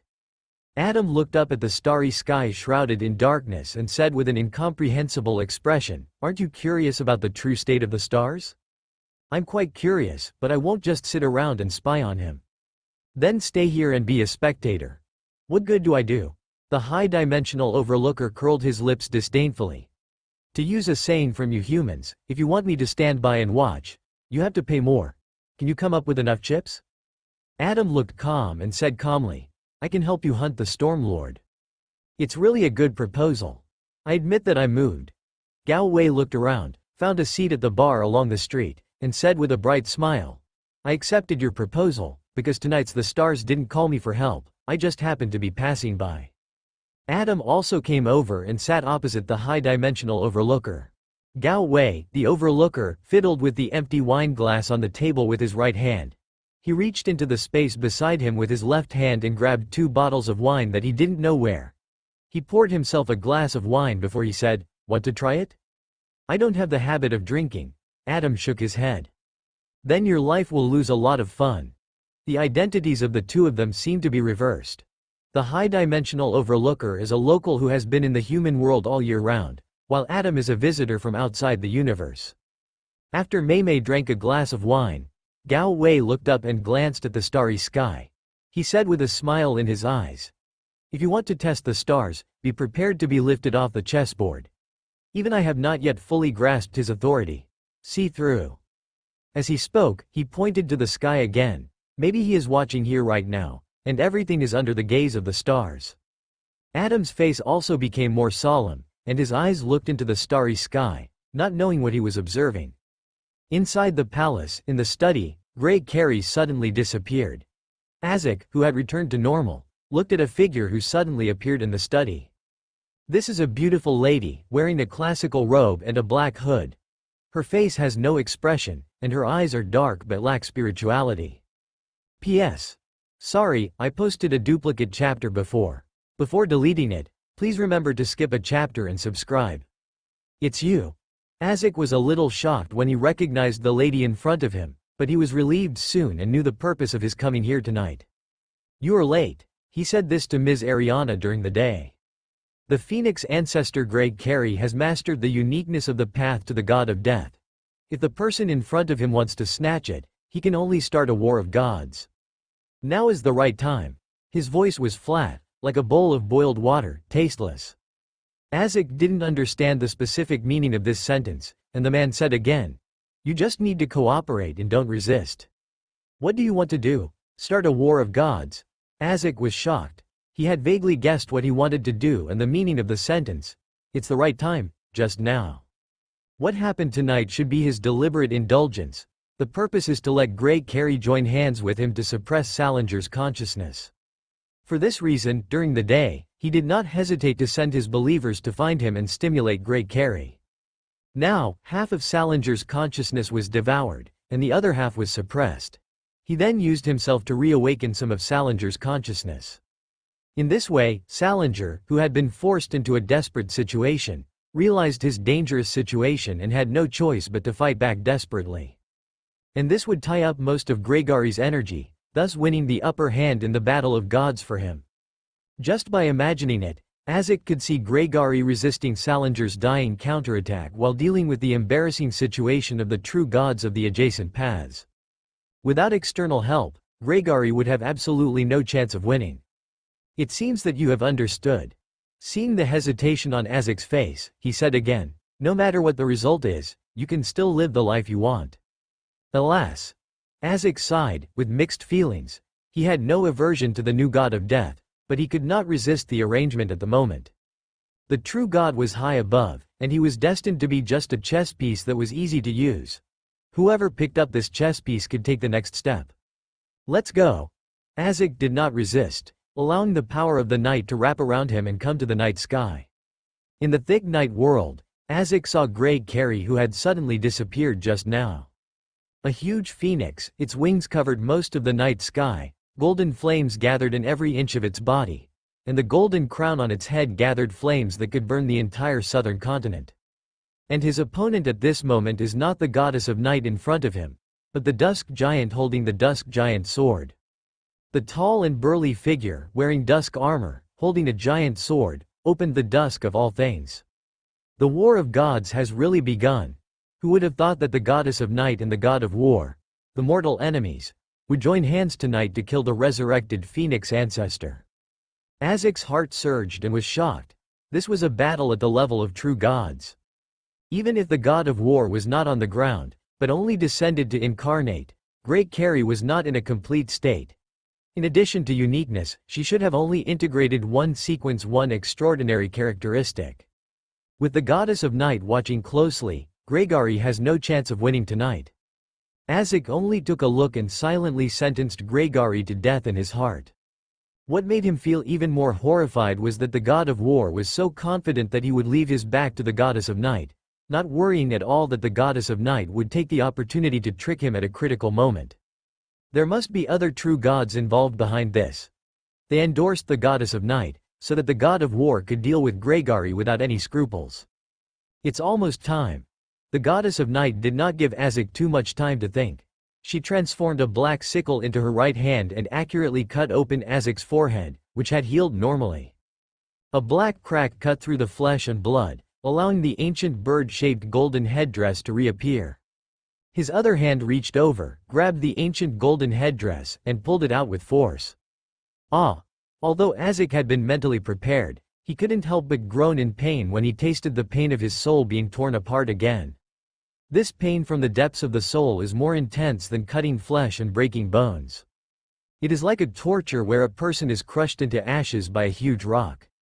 The goddess of night then mobilized the power of night and pried open a corner of the seal of the phoenix. The consciousness of Salinger, which had been completely suppressed, woke up again from sleep. As soon as he woke up, Salinger wanted to seize control of Azek's body. With Salinger's awakening, Azek's body changed again.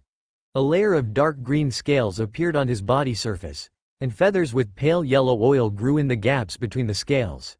Deep in the eye sockets, a cluster of pale flames began to burn. "Your battlefield is not here." The goddess of night spoke calmly with an unquestionable majesty.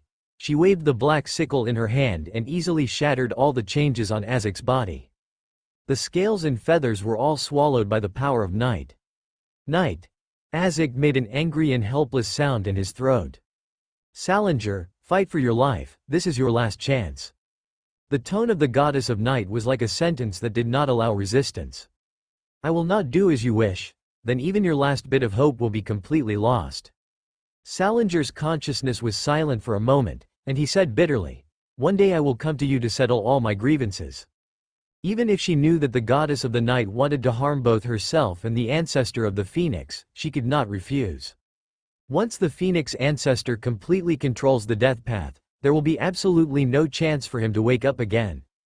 Only when the ancestor of the phoenix dies, can he have some hope of retaining his consciousness and waiting for the opportunity to be resurrected again. Although after surviving, the unique path to death will most likely fall into the hands of the goddess of night or the god of war. He would also lose the chance of resurrection in return, but he could only gamble that the goddess of night and the god of war were not compatible and could not easily give up the unique path of death to the other. This is also the opportunity given to him by the goddess of the night. At the same time, he also has the original witch as an ally, so maybe something unexpected will happen. Now he can only try his best to influence and interfere with the state of the ancestor of the phoenix, so that he will die tonight.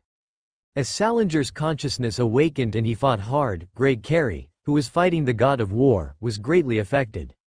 Half of the wings were chopped into pieces by the sword in the dusk giant's hand, and turned into endless flames falling from the sky. At the same time, there was a mournful cry of a phoenix. The world that was originally shrouded in darkness, at this moment, because of Grey Carey's injury, the raging flames turned into endless skyfire, falling vertically to the ground. People who are still sleeping fall into eternal sleep in sweet dreams. In this scene, even from far away, Backlund could vaguely see the night sky that seemed to be dyed red by clouds in the dark night. Bernadette frowned slightly and stared closely at the distant southern continent. Even though she was far away, she still noticed something was wrong. The wishing lamp was also shining brightly at this moment. Bernadette called it over and slightly opened the seal, allowing the shadow of the jinn to come out of the wishing lamp to breathe fresh air. It's incredible, the battle between gods has actually started. If I'm not mistaken, the protagonists of tonight's battle between gods are the god of war and the newly resurrected god of death.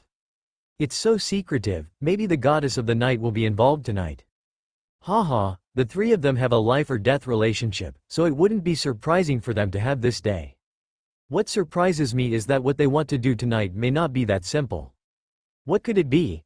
It's really troublesome. It must have been blocked by the goddess of the night. The secret authority is really annoying. As soon as the genie came out, he started chirping and talking without stopping for a moment. Bernadette just listened quietly, the light in her eyes getting deeper. At this time, a starry sky bloomed above her head, and the familiar palace of stars appeared in the field of vision of Bernadette and the jinn. "Pray to me sincerely," came the voice belonging to the stars. This voice was far more majestic and serious than before. "Obey the oracles of the stars." Bernadette lowered her head slightly, and then began to recite the names of the stars in ancient Hermes. The phantom of the lantern god next to him looked much more solemn at the moment. He did not expect that tonight's events would be related to the stars. Could it be that the new god of death is also a believer in the stars? The jinn had some guesses about what happened tonight, and he wanted to go to the Hall of Stars to find out what happened, but the stars didn't call him, so he couldn't go there on his own. I can only be patient and wait for the final outcome tonight. Not only Bernadette, Zio and 4C also received instructions from the stars, and they chanted the names of the stars devoutly. On the sea, Nast, the king of the 5 seas, is also chanting the honorable names of the stars. In addition to them, all the followers of the spiritual religion in the southern continent who believed in the god of death received an oracle together at this moment. "Everyone who is my believer, pray devoutly to the stars." Along with the oracle came the names of the stars that were burned into the depths of my mind. Chapter 350. Stars cut through the dark night, compensation. The world was shrouded in darkness and silence. The phoenix lost half of its wings, but the crown on its head was still as dazzling as the sun, and the golden flames in the depths of its eye sockets had never gone out. Looking at the starry sky blocked by the darkness, looking at the dusk giant holding a giant sword to cut off his head, looking at the southern continent burned by the sky fire everywhere, Gregory let out a painful wail, and at the same time, there was a burst of sarcasm. "Bad hair, you will pay the price for trusting the night tonight. You will be destroyed for provoking the stars. I have seen the scene of your dusk palace being shattered, and you will be swallowed by the night earlier than me." Gregory's words only brought a reply from the god of war Badhair, and then there was another unremitting attack. Under the witness of the 7 gods, the night will not become the Oathbreaker. He dared to take action because the battle of gods tonight was witnessed by the 7 gods together, and the Oathbreaker would be jointly punished by other gods. The goddess of night cannot step out of her kingdom. At most, she can ask the gods to help her. This is the prerequisite for her to take action. At the same time, the god of knowledge and wisdom guarded outside the goddess of night to prevent her from breaking her oath. On his side, he also secretly asked the mother goddess of earth to protect her kingdom to prevent other accidents. This is a risk he has to take. If he chooses not to take action against the new god of death tonight, then his position with the goddess of night will be swapped. At this moment, it is the goddess of night who is forcing the new god of death to be killed. Once the goddess of night successfully kills the god of death, she will obtain the uniqueness of the god of death's path, and his situation will be very bad. Similarly, if he kills the god of death, then the uniqueness of the god of death's path will be his trophy, and the goddess of night will fall into a bad situation. Therefore, he chooses to be the one who takes the initiative to attack. Haha, you are still too stupid. Great Carey sneered and said nothing more. While suppressing Salinger's desperate counterattack and dealing with Badhair's attack, his eyes were always fixed on the starry sky above his head. He was indeed facing a desperate situation. It was impossible for him who had just resurrected to deal with Salinger's backlash and resist the combination of the god of war and the goddess of night. He had seen this scene in advance. With the help of the future seen by the stars, it is natural to need the power of the stars to crack it. So in order to ensure that he can get through this game safely, he chose to offer his faith to the stars. As early as when the contract was signed, he knew that his awakening this time was due to the call of the stars. It was his call that awakened himself who had been silent for many years. Since he could no longer sever his relationship with the stars, he would completely throw himself into the arms of the stars and let the stars protect him. For this reason, he passed down the oracle, asking all believers who believed in the god of death to become believers of the stars, and tonight, at this moment, he began to pray devoutly to the stars. And he is also a believer of the stars. O pilot of the endless stars, the master of the ancient starry sky, the returner of the stars, the believer Great Carey begs for your help. Please send down your great power to tear apart this thick darkness, and let the light of the stars once again protect every believer. Great Carey's high-pitched prayer resounded throughout the night. The god of war, who was making his best effort, began to feel an inexplicable panic in his heart, and the giant sword in his hand became heavy in an instant. Crack! It sounded like something was torn apart. The god of war subconsciously looked at the source of the sound, which was the starry sky above his head. The world that was originally shrouded in thick darkness was like a black dress embroidered with stars, and at this moment it was forcibly torn open by a great force and penetrated in. First, there was a beam of light, the light from the stars in the sky, followed by the second beam of light, the third beam of light, the fourth beam of light. Hundreds of beams of light pierced through the dark world. The light of the stars, at this moment, broke through the shackles of the night again and revealed its traces in the starry sky. The night could not restrain the stars, nor could it cover the light of the stars. The starry sky can be without the night, but it cannot be without the shining stars. At the source of the light of the stars, a brilliant starry sky lit up, and an ancient and mysterious palace appeared in the company of the stars. The Hall of Stars was completely revealed tonight under the gaze of all eyes. The Hall of Stars tonight is a real manifestation, not an illusory state. Azek, the goddess of night, the high-dimensional overlooker, Adam, and others who were watching on the scene, as well as the real creator hidden in the dark, the original witch, the hidden sage, and other true gods in the cracks of the original barrier. Outside the starry sky, the fallen mother goddess, the mother tree of desire, the superstar overlord and other outer gods also cast their eyes over, and they witnessed this scene together. The stars are within the original barrier. Adam and the goddess of night frowned subconsciously. This is not good news.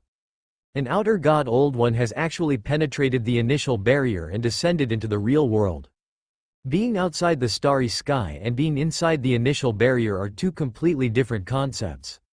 How powerful is an outer god Old One who has truly awakened?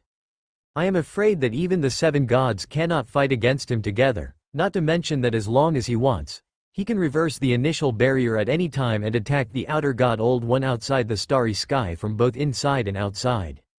This is a huge threat. I now believe that the stars really have the ability to send us intact into the initial barrier. The high-dimensional overlooker showed a meaningful smile on his face. He stood up and looked at Adam, who looked solemn. You provoke the stars like this. If he leads an outer god from the starry sky to here in a rage, I wonder if you can still calmly watch here. Adam didn't say anything, but just stared at the starry hall. But at this moment, he couldn't penetrate the starry sky, let alone see through the starry hall and see the star returner inside the starry hall. He won't act like that. Adam slowly retracted his gaze. If the star returner really wanted to destroy the original barrier and let the prophesied doomsday come early, then he could have acted like that long ago. His position is not completely consistent with that of the outer god outside the starry sky. It didn't happen before, but it's hard to say what will happen next.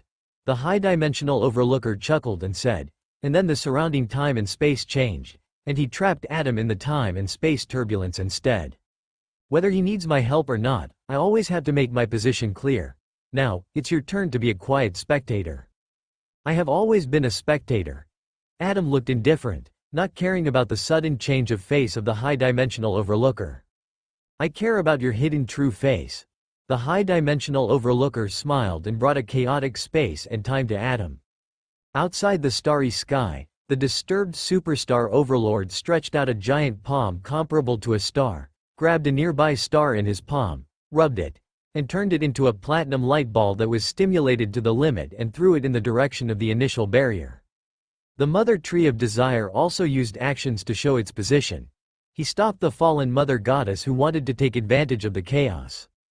After clarifying that the stars were within the initial barrier, their mentality changed a little. The breath revealed by the Hall of Stars proved that the stars were fully capable of sending them into the initial barrier in advance. Even if it was only one day in advance, they could gain the greatest advantage in the final competition. When the platinum-colored light ball thrown by the Superstar Lord was about to reach the initial barrier, it suddenly disappeared. The next moment, the platinum-colored light ball appeared outside the gate of the kingdom of the God of War, pushing forward with overwhelming momentum. Boom! Even though this was a planet that the Superstar Lord casually moved, and the attack was weakened to a certain extent, it could still easily destroy the kingdom of the God of War. A giant wearing decaying armor, holding a long sword, bathing in the dusk, was standing in his broken kingdom and roaring angrily. The Superstar Lord was also surprised by this situation. His attack could not penetrate the initial barrier to cause damage to the kingdom of the seven gods. Otherwise, the kingdom of the seven gods guarding the cracks in the initial barrier would have been razed to the ground long ago and could not have held on to this day. There is only one explanation for this, that the stars pulled his attack to the gate of the kingdom of the God of War, and used his power to destroy the kingdom of the God of War. The Superstar Lord only thought for a moment, then stretched out his palm comparable to the stars, and threw out 3 planets that were pushed to the limit again. In this matter, he didn't care about being the thug of the stars. He just hoped that the stars could be evenly distributed and lead part of his offensive to the kingdom of Eternal Sun. The stars seemed to hear his voice and led one of the 3 planets to the kingdom of Eternal Sun. Even though Eternal Sun was prepared, his kingdom of God still collapsed with a huge roar, and even he himself was affected.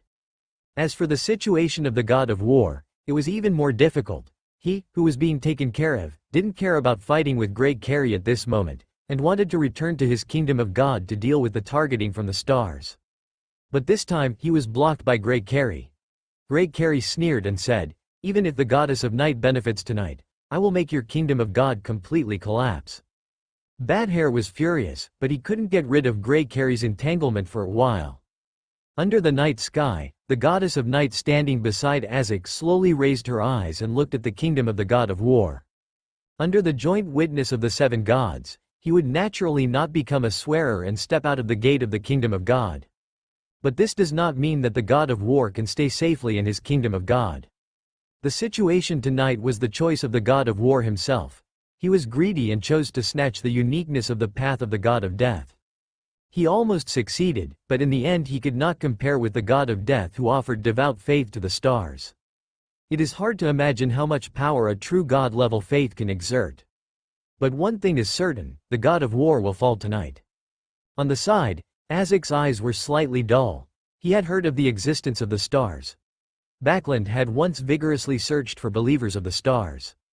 Originally thought that the stars were just a new identity of a true God, a trumpet. But unexpectedly, the power of this stars could actually shake the kingdom of God of War.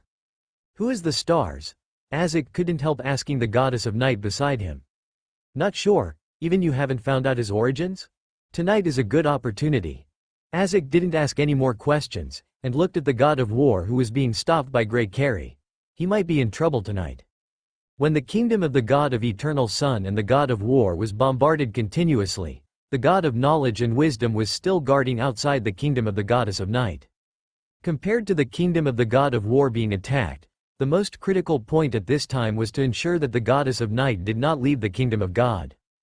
If the Goddess of Night broke her oath, the God of War would most likely fall tonight. Now the kingdom of God is broken, and the impact is great, but it is not enough to fall. In the kingdom of the God of War, who was unable to cope with the situation, finally let the mother goddess of the earth step into his kingdom of God to help him protect it. A dark brown wooden stick was inserted into the kingdom of the god of war, and countless wheat ears, flowers, and spring water symbols began to flash continuously. At the same time, countless huge green plants broke out of the ground, covering the kingdom of the god of war in all directions, completely isolating it from the outside world. At this moment, there are only two relatively idle true gods left among the seven gods, the Lord of Storms and the god of steam and machinery. Because the Lord of Storms had a battle with the high-dimensional overlooker in Bansi Port some time ago, his kingdom of God had already closed its doors and rarely paid attention to the outside world. Only the god of steam and machinery was left with the energy to take action. According to the previous discussion of the seven gods, it was his turn to test the details of this star. Although he was reluctant, the god of steam and machinery still chose to take action. One after another, the projection-like scrolls gathered into a torrent of the times and began to impact the star hall across a starry sky. Some of the scrolls recorded the primitive life of the ancient ancestors before they mastered technology. Some recorded how generations of ordinary people began to master extraordinary power through continuous attempts. Some were warships and cannons after the rise of technology. And there were also books of civilization history that carried countless knowledge and wisdom. These contents gave the seemingly thin scrolls a different weight, which was the weight of civilization. At the same time, a beam of light that could not be seen by most extraordinary people also fell from the sky and rushed towards the starry hall with bright stars. This light had no entity, as if it was a torrent of information formed by a mixture of complex information. Hidden Sage. It was him who cooperated with the god of steam and machinery. Bernadette has successfully promoted to Sequence 2 and is destined to be his enemy. Originally, considering the existence of the stars, the Hidden Sage did not deliberately go to trouble Bernadette. Now that the seven gods have joined forces to lay out, it is the best opportunity for him to take action. The combination of the god of steam and machinery and the Hidden Sage has attracted the attention of many beings. When the torrent of the times carrying the history of civilization rushed through that starry sky, it was completely melted, without even a small splash of water. Compared with the vast years of the entire starry sky, the history of mankind is so short that it is not even a drop in the ocean, just like a small drop of water dropped on the sea, and even the waves that roll up from time to time are bigger than this movement. The Hidden Sage's information torrent was also intercepted by the starry sky. Instead, it lit up the stars, making the starry sky more brilliant. The starry sky seemed to be a dividing line between two different worlds, with the Hall of Stars on that side and them on this side. Although the god of steam and machinery and the Hidden Sage felt nervous, they continued to use their authority to test the power of the stars. At this time, a black ocean surged and crossed the starry sky. The huge figure of the Hanged Man loomed, bringing corruption, shadows, darkness, and filth to help stop the Hidden Sage. True Creator. The Hidden Sage spoke angrily. As he spoke, the huge Hanged Man threw a black mountain through the air and pressed down on the Hidden Sage. The Hidden Sage could only give up targeting the stars and start to deal with the intervention from the True Creator. At this time, tentacles extending from the darkness, rolling up the breath of disaster and destruction, also joined the battlefield. Those tentacles were like pythons the size of mountains, and each had an eye on the top. The eyes were either closed or open. Everything that was swept by the eyes turned into gray-white stones, and the parts touched by the tentacles began to twist and grow limbs and heads, turning into women of different sizes, very good-looking witches. This was the original witch who had been secretly watching for a long time. With one move, she trapped the god of war who wanted to escape from here. A golden flame that had been brewing for a long time in the crown on Great Carrie's head completely enveloped the god of war who was temporarily trapped. The situation suddenly reversed. Originally tonight, the god of war cooperated with the goddess of the night to kill Great Carrie. But now the god of war has become the prey of Great Carrie and the original witch. The original witch. The god of war Baudère let out an angry roar. The decaying armor he wore was melted by the flames of the phoenix. His body was bathed in the terrifying flames that were hot and full of death. Even his soul and consciousness were being burned. Several tentacles of darkness struck hard on his arms and face, which were no longer protected by the decaying armor. His flesh and blood began to peel off and crack, turning into beautiful witches. The witches flew to other corners of his body that had not yet been touched. The war god Baudère was transformed from the most valiant giant into a charming witch. Baudère was angry and helpless, and in the end he could only watch as Great Carrie's golden flame-burning wings crossed his neck and cut off his head. Faced with such a sudden development, Azek, who was watching the battle from a relatively close distance, quickly looked away, his heart throbbing. The scale of this divine battle tonight is so terrifying that it is almost turning into a mess. First, there was a battle between Great Carrie, the goddess of night, and the god of war, and then the stars appeared. The appearance of the stars attracted the god of steam and machinery and the hidden sage to target. Somehow, the true creator also joined the battlefield and stood still. On the other side of the stars, the original witch was finally attracted. There are already 8 true gods involved. Fortunately, in the dark night world of the goddess of the night, if it were on the ground, the entire southern continent would have been shattered and sunk into the depths of the sea. This is still a battlefield that can be seen, and fierce battles seem to be breaking out in the distant starry sky. Just the vague aura and fluctuations make people shudder. A divine battle of this scale made Azek suddenly feel like he had returned to the most intense battlefield of the 4 Emperors' War. The gods are bleeding, corpses are everywhere, filled with blood and flesh, chaos and death. Azek no longer dared to look up at the stars, lest he see something he shouldn't see and bring about his own destruction. He just turned his head slightly and looked at the goddess of the night who was still holding the gold jewelry. "You failed tonight." The expression in the eyes of the goddess of the night seemed to be much more lively at this moment. He just raised his eyes and glanced in the direction of the kingdom of the god of war, then let go and let the ancient gold ornament return to Azek's forehead. "My promise stands, and from now on, you will be free." After the goddess of the night said these words, she looked at the murderous Great Carrie and the original witch in the distance. She did not stay any longer and dispersed into the world of darkness and stayed away from this place. Naturally, Azek did not dare to stay here for long, and chose to return to the palace of the East Balam Empire to wait for Great Carrie's return. As the darkness goes away, the stars shine brighter. The god of steam and machinery and the hidden sage did not dare to continue fighting, and hurriedly stayed away from here and left the battlefield. The true creator did not choose to pursue him, and the huge phantom of the hanged man merged into the black ocean and left. The eyes behind the shadow curtain glanced at the palace of stars across the starry sky, and followed the black ocean away. Whether you are Salinger or not, the covenant you signed is still valid. The original witch's voice came from an unknown space, and Great Carrie just nodded calmly. "The old covenant has been too long, but I will help you once." The original witch said nothing more, and the dark tentacles with eyes merged into the darkness and disappeared. Also disappearing together were hundreds of extraordinary-looking witches, big and small. Looking around the much cleaner battlefield, Great Carrie looked up and saw the palace of stars quietly entrenched above the starry sky. Tonight, only the light of the stars still shines. Damn it! Damn secret! Backlund, the djinn who was watching the battle between gods in the distance with Bernadette, cursed in anger and annoyance. Just from the aura he sensed, the Mother Tree of Desire and the Superstar Master all took action tonight along with the stars.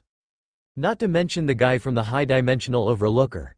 He, who can move freely, will definitely run to join in the fun. Among the members of the Meeting of Stars, he is the only one who cannot participate in tonight's event, and is not even qualified to witness it with his own eyes. This is so irritating. When I thought about the next Meeting of Stars, other members were discussing tonight's divine battle, and he was the only one sitting on the sidelines unable to say anything, and was constantly being ridiculed by the high-dimensional Overlookers and the Superstar Masters. He felt very unhappy and wished he could simply miss the Meeting of the Stars next time. But he also wanted to find out what exactly happened tonight. What a tangle! The genie was swinging the wishing lamp, jumping up and down, and uttering curses. All of this must be blamed on the damned mystery. Without him, why would I have to suffer so many grievances? This time, Bernadette rarely thought that the djinn was too noisy, but looked at him with interest. After a while, the djinn stopped. He snorted softly and said, "The hidden sage also joined the battle tonight. He and the stars were completely at odds.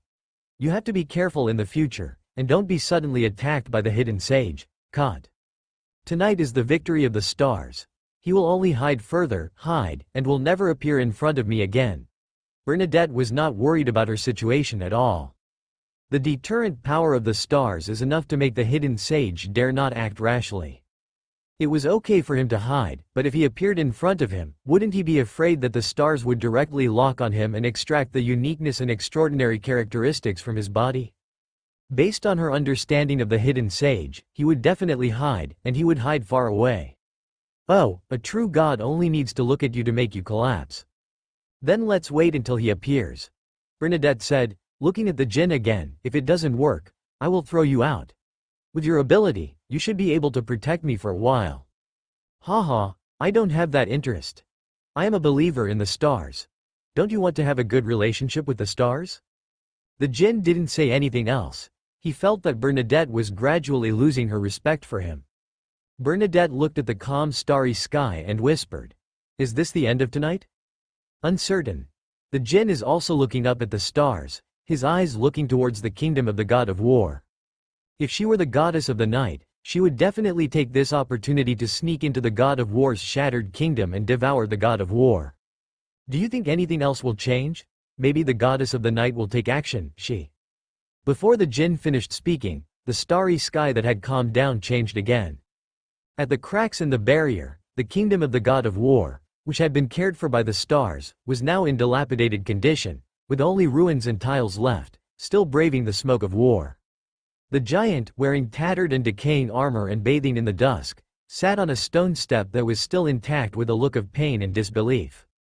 At the heart of the twilight giant, a dark brown wooden staff pierced his heart from behind.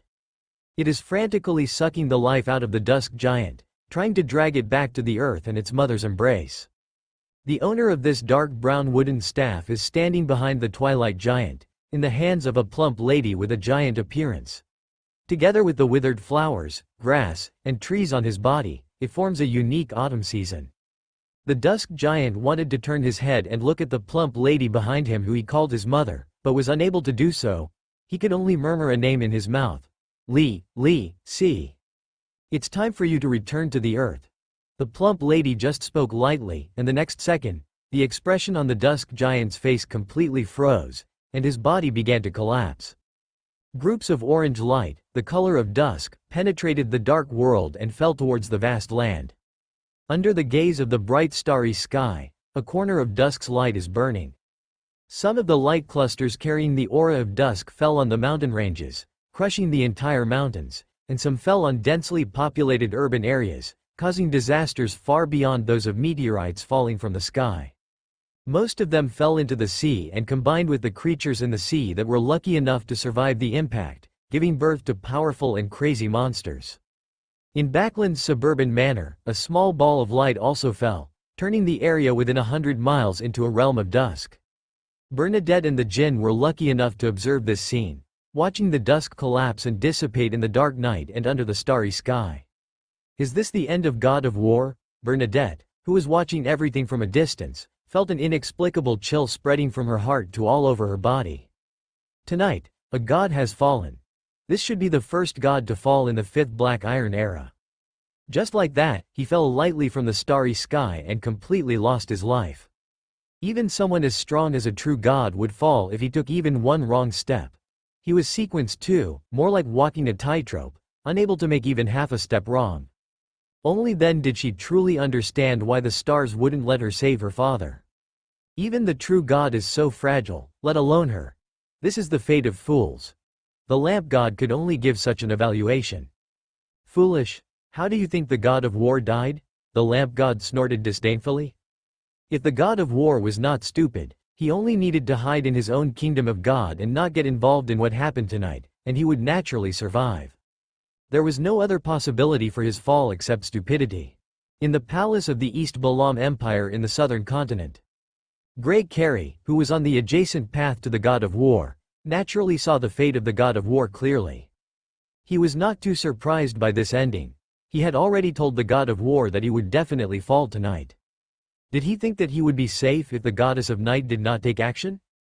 Foolish. He did not need to guess. The fall of the god of war was definitely related to the goddess of night, and the uniqueness of the god of war's path would inevitably fall into the hands of the goddess of night. He would become the next target of the goddess of night. Looking back carefully at what happened tonight, the goddess of night had not made much effort, which showed that his initial target was the god of war.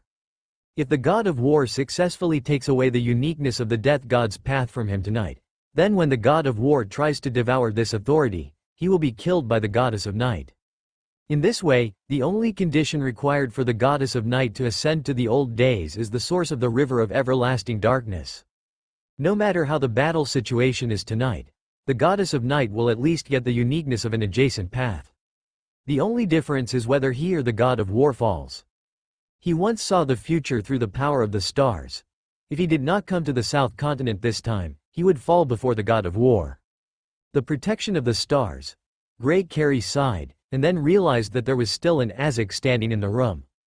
The god of war fell. Well, he fell at the hands of the mother goddess of the earth. To be precise, he died in the calculations of the goddess of night. Hearing this answer, Azek was silent. He had this premonition when he was alone with the goddess of night tonight. Sure enough, the god of war fell at the hands of the goddess of night.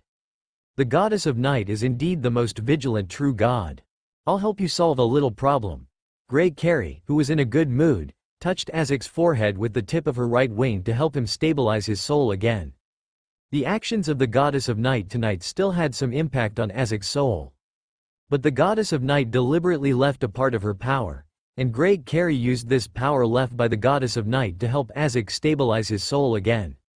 Even if the other half of his soul did not return, he would not lose his memory again, but he would still die when he reached a certain age and enter reincarnation again. Thank you. Azek took a deep breath, feeling a different clarity and ease. From today on, he no longer needs to live with the heavy past, and can live a brand new life, an ordinary life that belongs only to Azek. This is the gift you deserve. Gregory flew back to the table and said with emotion, "If it were me in the past, you would definitely not have the opportunity to choose today." Azek also felt something in his heart and said, "Reliving again will always add some humanity." Humanity? I don't need that kind of thing that belongs to humans. I just want to change my way of life. Gregory said, "After rebirth, I washed away the previous confusion and madness, and my reason has never been as clear as it is now." Through his own experience of resurrection, he has completely understood how to resist the growing madness. Whenever his madness reaches a critical point, he can live again through death like now, so as to wash away the accumulated madness. He doesn't know if other gods have similar attempts. Perhaps this method is only exclusive to the path of death. If the true gods of other paths fall, even if they have any backup, they can't guarantee that they will not be backstabbed during the resurrection. Once new true gods of the same path appear, they will fall completely. But he doesn't need to worry about this problem. After all, the stars watch everything, and naturally they will also watch his believers. Grey Carey had to admit that she chose to believe in the stars out of utilitarianism and was forced to do so, and was not so devout. But if you think about it carefully, it was the stars that helped her from birth to the time she got through the difficulties. Although his faith was not 100% devout, it was at least 60 points above the passing line. I'll go back to my room to rest first, and you too. Azek didn't stay long, he was really tossed around tonight. His forehead alone was torn 3 times, and half of his soul was shaken and disturbed 3 times, so that his spirit was rarely tired. In addition, the battle of gods tonight was too exciting and shocking, so he needed to go back to his room, lie on the bed, and sleep to relieve fatigue. Grey Carey watched Azek leave, and after a while, he realized that there were other things he hadn't done. "Sharon, I came to the southern continent, on the one hand, to attend this game tonight, and on the other hand, I also wanted to protect Sharon." When he rushed back to Sharon's room, Sharon had disappeared. There was no trace of Sharon in the entire palace and the capital of the East Balam Empire. She couldn't leave here tonight unless she was taken away by someone. "Chew!" Gregory shouted and rushed into the spirit world. He didn't want to lose Sharon just after accepting the blessing of the stars. Fortunately, he felt another breath from the spirit world in the room, otherwise he would really be scared. The spirit world is his territory. Although he can't control the spirit world and become the master of the spirit world, it is still easy to find someone. Soon, Gregory followed the breath and came to a black castle floating in the light mist. The castle has a tall spire and is covered with vines. A translucent woman stands on the top of the castle. She was almost as tall as the castle, wearing a complicated, gorgeous, dark and gloomy black dress. She had no head, and her drooping hands held 4 identical heads with golden hair and red eyes. When Gregory came here, she blinked gently, but she didn't care too much. The spirit world is so big, there are all kinds of strange creatures. Her eyes looked at Sharon, who was sleeping peacefully on the big bed in the castle. You are not bad. If you encounter any trouble in the spirit world, you can come to me. Gregory affirmed her behavior of protecting Sharon tonight. A gentle force entered the room through the doors and windows of the castle and sent Sharon, who was still sleeping, out. Looking at Sharon, who was safe and sound, Gregory breathed a sigh of relief. Her eyes swept over Renette Twinkle, who was as tall as the castle. After a while, a wisp of golden flame turned into a feather with golden light. This can help you recover sooner. Thank you, Renette Twinkle bowed slightly. Gregory said nothing more, and took Sharon out of the spirit world and returned to the real world. With her head biting the feather, Renette Twinkle just watched Sharon leave and did not intervene in the matter. Even if she really wanted to do something, she could do nothing in front of a god who controls death. The starlight is dimming, and the night is ending. The fall of the god of war sounded the alarm for the other true gods. With the prophesied doomsday approaching, there will definitely be more wars between gods in the future. This time, under the joint witness of the 7 gods, the god of war fell in his kingdom of God. Although the mother goddess of the earth was behind the attack, it was definitely related to the goddess of night. The 3 true gods, the god of knowledge and wisdom, the eternal sun, and the lord of storms, who were hostile to each other, were now more wary of each other, and no one wanted to become the next god of war. Among them, the god of knowledge and wisdom directly blocked the gate of the kingdom of God and prohibited other true gods from approaching. The eternal blazing sun wins over the god of steam and machinery and makes him his ally in order to survive the dangerous situation that follows. The camps of the goddess of night and the mother goddess of the earth are the most stable, and together with the lord of storms who has always been biased towards him, they have become the most terrifying force among the 6 gods. The extension of the will of the gods to the believers on the ground is the beginning of a huge war. Tonight, when the god of war fell, the oracles of the 3 gods, the goddess of night, the mother goddess of the earth, and the lord of storms, have been quietly passed down. But these have nothing to do with Hasta at this time. In the Hall of Stars, Hasta is in his exclusive position, closing his eyes, feeling the changes in the Hall of Stars tonight with his whole body and mind. He is only a sequence 5, and even if he controls the Hall of Stars, he is far from participating in the God War tonight. But the prayers from Gregory, Bernadette and others have generated a huge force of faith, especially Gregory, who has immediately leveraged the status and power of the Hall of Stars itself. Let the Star Hall truly manifest within the initial barrier, exposed to the gaze of all eyes. Hasta really did only one thing. He just borrowed the power of the Star Hall after being stimulated to quietly change the attack of the superstar overlord. Let the planets compressed into light balls rush into the kingdom of the god of war and the eternal sun, and use the hands of the superstar overlord to shatter their kingdom. As for other aspects, they are all the power of the Star Hall itself. When facing the sudden attack of the god of steam and machinery, Hasta, who was in the Star Hall, was indeed shocked and a little uneasy. Although he thought that the god of steam and machinery could not break through the Hall of Stars, he himself estimated that he would be affected. When the hidden sage joined in again, Hasta became even more worried. But they could not even pass through that piece of starry sky, let alone affect the Hall of Stars. Hasta's hanging heart was finally put down. Thinking seriously, even the jinn sealed in the wishing lamp, the true god could hardly destroy it, let alone the Hall of Stars. This is different from Mr. Fool's Sapphira Castle.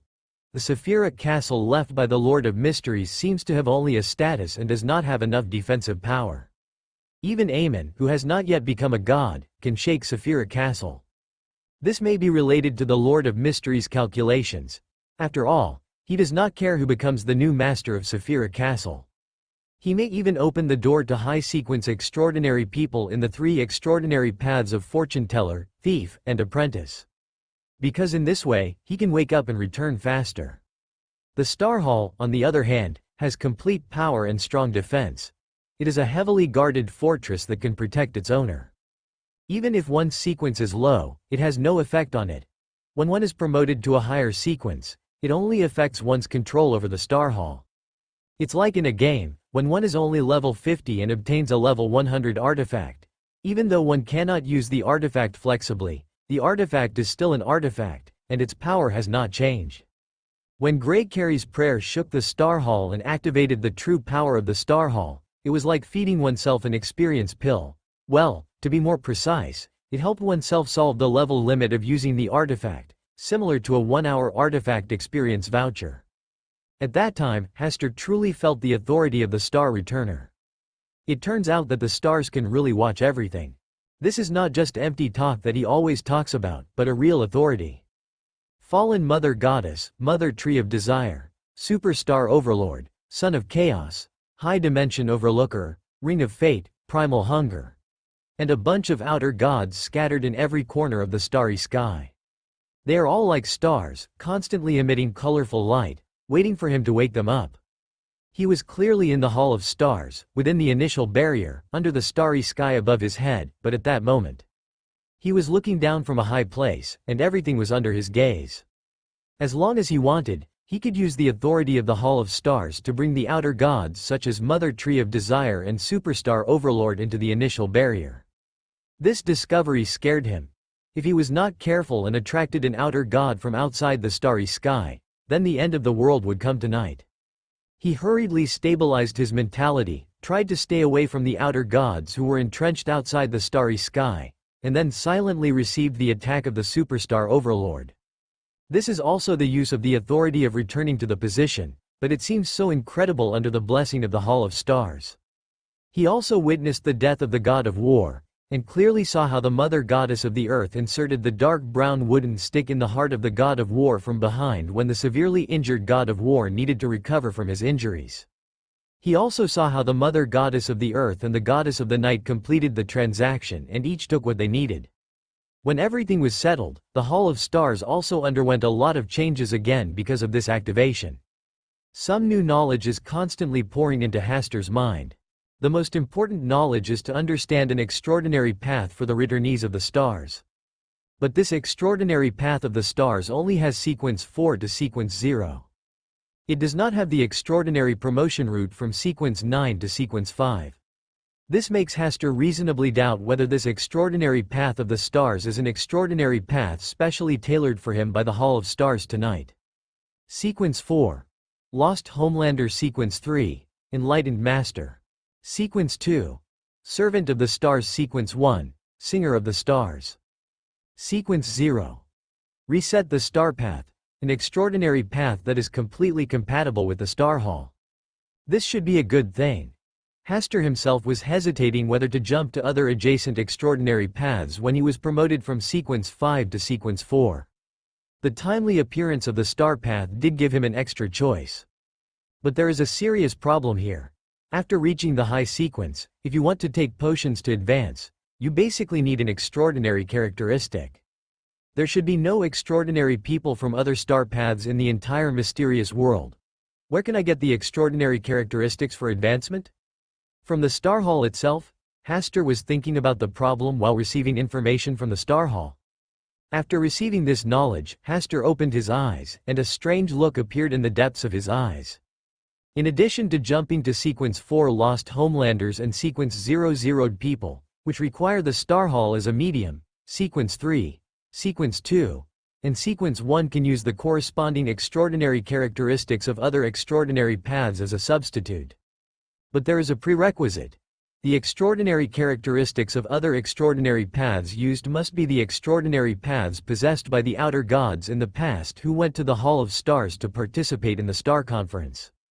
This ability and requirement reminded Hasta of the Chain of Order, which can copy or touch the ability of other extraordinary paths. For example, now, in addition to his own Black Emperor path, he also has the relevant abilities of the Judgment Path, the Destiny Path, the Night Path, and the Sun Path. The Chain of Order. This name is not enough to describe its abilities, it is more appropriate to call it the Chain of Stars. Hasta first changed the name of the Chain of Order, and then continued to think about other issues related to the Stars Path. For example, the extraordinary materials required, the promotion ceremony, etc. It was okay before, the the promotion ceremony for Sequence 1 and Sequence 0 required a trip to the starry sky. With his identity as a star returner, if he really went to the starry sky, wouldn't it be like a fragrant meat bun falling into a group of hungry dogs? That would definitely be torn into pieces with skin and bones, swallowed into the stomach, and not even a residue would be left. Perhaps there will be other tricks. Ostig carefully considered the requirements of the promotion ceremony, and even studied every punctuation mark thoroughly. Jin, are you going to send him into the starry sky in advance? Ostig tapped the table with his fingers and fell into deep thought. The night will eventually dissipate, and the light of the stars will only leave the sun shining in the sky. Obviously, the weather in June and July is the hottest time of the summer, but this year's weather is much cooler than before. For people who have suffered from the scorching sun in previous years, they naturally think this is a good thing. Only some older and wise old people have begun to worry about whether they can survive this colder winter. But before they waited for the cold winter, they welcomed the smoke of war. Without signs, without alliances, the Kingdom of Loan and the Republic of Intis declared war on the Faesak Empire in the King's conference room this morning. Once such a declaration of war was announced, not only the people of the Faesak Empire were shocked, but even the people of the Kingdom of Loan and the Republic of Intis found it incredible and unbelievable. Especially the Kingdom of Loan. You should know that the comprehensive national strength of the Faesak Empire has always been steadily superior to that of the Kingdom of Loan. Although the war between the two countries has been won and lost, the Faesak Empire still needs to distract itself to deal with the Republic of Intis on the other side. Moreover, the war in the southern continent has just stopped. At this point in time, shouldn't we be more worried about the large-scale invasion of the southern continent to the north? What if the southern continent takes advantage of the attack of the Kingdom of Loan on the Faesak Empire? However, these calls and arguments cannot affect the determination of the high-level officials of the kingdom. The church is collectively silent and fully cooperates with the kingdom's decision to declare war. In particular, King George III of the Kingdom of Loan is ready to hold a large-scale pre-war speech across the country in a month. Backland is particularly lively today. Almost all the ministers and powerful nobles of the Kingdom of Loan have been summoned to the palace to discuss the future direction of the Kingdom of Loan. At Earl Hall's house, Audrey naturally learned that the Kingdom of Loan was going to go to war with the Faesak Empire. She was a little confused about this news. Although she did not pay too much attention to the upper politics of the Kingdom of Loan, she knew that the South Continent was forming a climate that might attack the Kingdom of Loan at any time. Mr. Asta was specially sent to South Wiltshire to guard the coastal defense line for this reason. At this moment, the Kingdom of Loan actually declared a full-scale war on the Faesak Empire unilaterally. She did not want to question the king's decision, but she felt that something was wrong. After thinking about it, she called Susie, who was hiding in her room and concentrating on studying Master Hermes's psychology works. Susie, stop reading for a few days and help me listen to what Earl Hall is discussing with others in the study. Okay, Audrey. Susie accepted the task and said, Audrey, you should change your little action of walking back and forth subconsciously when you are worried. This can easily expose your current psychological state. After Susie finished speaking, she turned around and left the room, went to the study to inquire about the news, leaving Audrey alone in a daze. Southern Continent East Balam Empire Sharon, who has been here for 2 days, is ready to return to South Wales by boat. Because of Great Carrie, the East Balam Empire's attitude towards her was obviously flattering. As soon as they heard that she wanted to gather members of the original Temperance faction, they mobilized the entire country to help her accomplish this. Even when she was about to leave the southern continent, the East Balam Empire planned to send a large warship to send her back to South Wales. Sharon directly rejected the proposal and returned by boat alone with Great Carrie still by her side. This is a ferry that normally sails from the southern continent to South Wales. It is full of merchants and their relatives who come to the southern continent for business. Some of them are from the Kingdom of Loan, the Republic of Intis, the Kingdom of Fenport, etc. officials of the country. With the victory of the southern continent's local war, these ordinary official workers were not persecuted, but were only required to leave the land of the southern continent within a certain period of time. There was a mixed crowd on the ferry, and Sharon lived alone in a VIP room because the captain of the ferry was also specially sent by the royal family of the East Balam Empire. On the ferry with Sharon was Mr. Azek, who also stayed in a VIP room. At this moment, he is sitting in front of a desk full of books, holding a quill soaked in ink, writing a letter. This is a letter to his student Klein. It is a very good decision to hide yourself by feigning death, but before you can advance to faceless manhood, you also need an extraordinary item that can cover your own aura. I have an extraordinary item here called False Face. It can help you hide your true appearance and make it difficult to be discovered. It has only 2 negative effects. The first negative effect is that every 3 days you use the false face, there will be one day when you particularly want to tell the truth. On this day, you must reduce communication with others, or prohibit communication.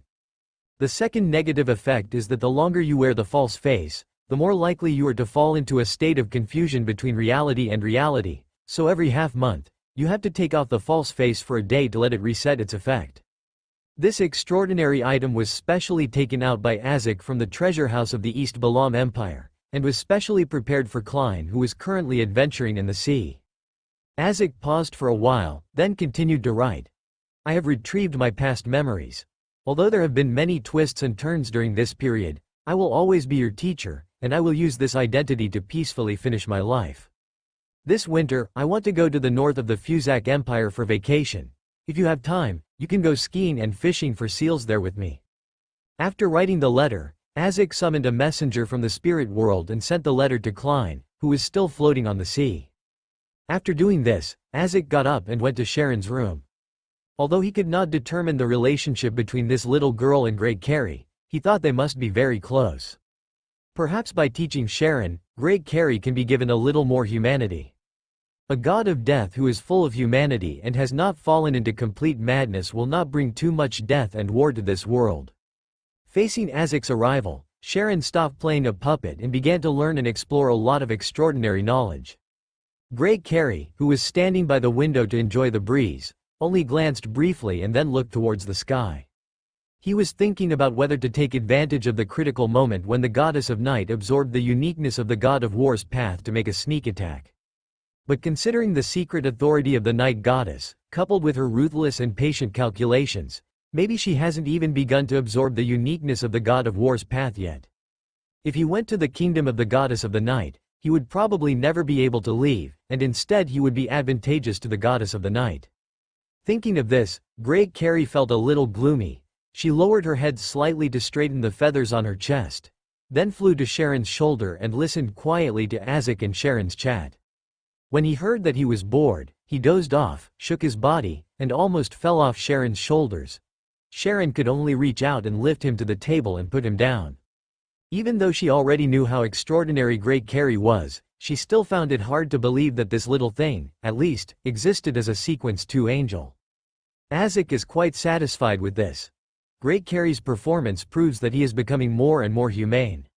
He couldn't help but sigh in his heart. In fact, both gods and ordinary people have their own shortcomings. Or it should be said that the world itself is not a perfect existence, so there is always a need to make up for each other. On Monday, above the gray fog, Klein sat at the head of the bronze table. He had a good time during this period. As Gehrman Sparrow, he hunted many famous pirates. Not only could he harvest a lot of spoils, but he could also go to relevant official agencies to exchange for high bounties. He felt that he had never been so rich before. The bounty of a famous pirate was enough for him to work hard in Backland for several years. Pirate hunter, this job is indeed suitable for him, but he also needs to disappear for a while. Otherwise, he will become the public enemy of the pirates. Not only will the difficulty of hunting increase, but he himself will be in danger.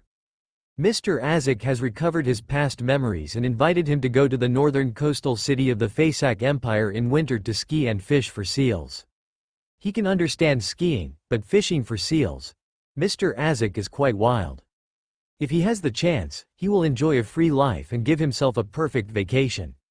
After thinking for a while, he felt that the time was about right, so Klein summoned the members of the Tarot Club to start this week's Tarot Club. Miss Justice, who was always enthusiastic and cheerful, greeted as usual, but seemed to be full of worries and a little depressed. Mr. Hanged Man, who was good at controlling his own mental activities, was also in a bad mood today, as if something important was weighing on his mind, making it difficult for him to breathe. Even Miss Magician, who always liked to be a bystander, seemed to be worried. Her hesitant look had exposed her true thoughts at the moment. Little Sun was as simple as ever, and Mr. Moon was still so heartless. Oh, no, he was just immersed in his own pure world. Klein observed calmly and took in the status of all the Tarot Club members. He knew in his heart that something big must have happened during this period. This week, Klein did not receive Russell's diary, so he could only enter the conversation directly. Miss Justice and the Hanged Man had their own thoughts, and neither of them spoke first. Mr. Moon, who had always been unreliable, raised his hand slightly, and waited for everyone's attention to gather before he put his hand down, coughed twice, and tried to make his tone more natural. I have a friend. I don't know what happened to him recently. He often goes to the Earth Mother Church to help the priest there, clean the table, sweep the floor, and feel the joy of the harvest. But he is a noble blood clan. How can he betray the faith of the blood clan? So this is a disease that needs to be treated. I want to ask if you have any special methods to help my friend change his current situation? If the method is useful, my friend is willing to pay a certain amount of compensation for it. Emlyn finished calmly, but his eyes were a little erratic and evasive. The scene was silent for a while, and the eyes looking over were a little playful, which made Emlyn a little flustered. Mr. Moon, I have used this excuse of, I have a friend. Audrey really tried hard to restrain the urge to cover her face with her hands. When Susie accidentally ate the audience potion, she also borrowed a friend of mine as an excuse, but Mr. Fool and Mr. Hanged Man still saw it. That feeling is really too embarrassing. Alger looked strange, thought for a moment and said, let's assume that your friends are pure vampires like you. Not vampires, but blood races, noble blood races. How many times do I have to emphasize to you that we are different from those dirty vampires? Emlyn said angrily. Okay, noble blood race. Alger corrected the address and continued. The Church of Mother Earth has always had the tradition of converting blood race members to join the church. For you, this is not necessarily a bad thing. With the support of the Church of Mother Earth, you can live more legally in the sun. Hey, we noble blood races don't need this little convenience. Emlyn was very disdainful of this. Alger was too lazy to give him more knowledge and said directly, I think there are two possibilities for your wavering faith. The first possibility is that the church priest has an extraordinary item that can influence your mind, allowing you to accept and recognize the teachings of the Earth Mother Goddess in a subtle way. The second possibility is that your faith is not firm, which leads to your faith being shaken. Emlyn listened very carefully at first, but he felt something was wrong after listening. After thinking about it carefully, he blushed slightly and said angrily, that person is not me, but a friend of mine. I will not change my faith so easily. Alger just said lightly and didn't speak again. Audrey resisted the urge to laugh and spoke in a calm tone. Mr. Moon, don't worry so much. If you don't want to believe in Mother Earth, then stay away from the church and the place where Mother Earth is believed. Is it enough to just stay away? Emlyn thought for a moment and said with a distressed look, but my friend always goes to the Church of Mother Earth without knowing it, and when he helps the priest with his work, he always feels a strong sense of recognition and joy from the bottom of his heart. Especially during this period, he almost regards the Church of Mother Earth as his second home. Audrey felt that Mr. Moon was hopeless. The reason why he came to the Tarot Club to seek a solution was just to find a reasonable excuse for himself to abandon the faith of the Blood Clan. In fact, in his heart, he has completely believed in the Mother Goddess of the Earth. It is only because of his identity as a vampire and because he does not want to be criticized by other vampires that he shows such painful and contradictory psychology. Derek couldn't help but say, don't you already fully believe in the Mother Earth? This is the state I was in when I believed in the Creator devoutly.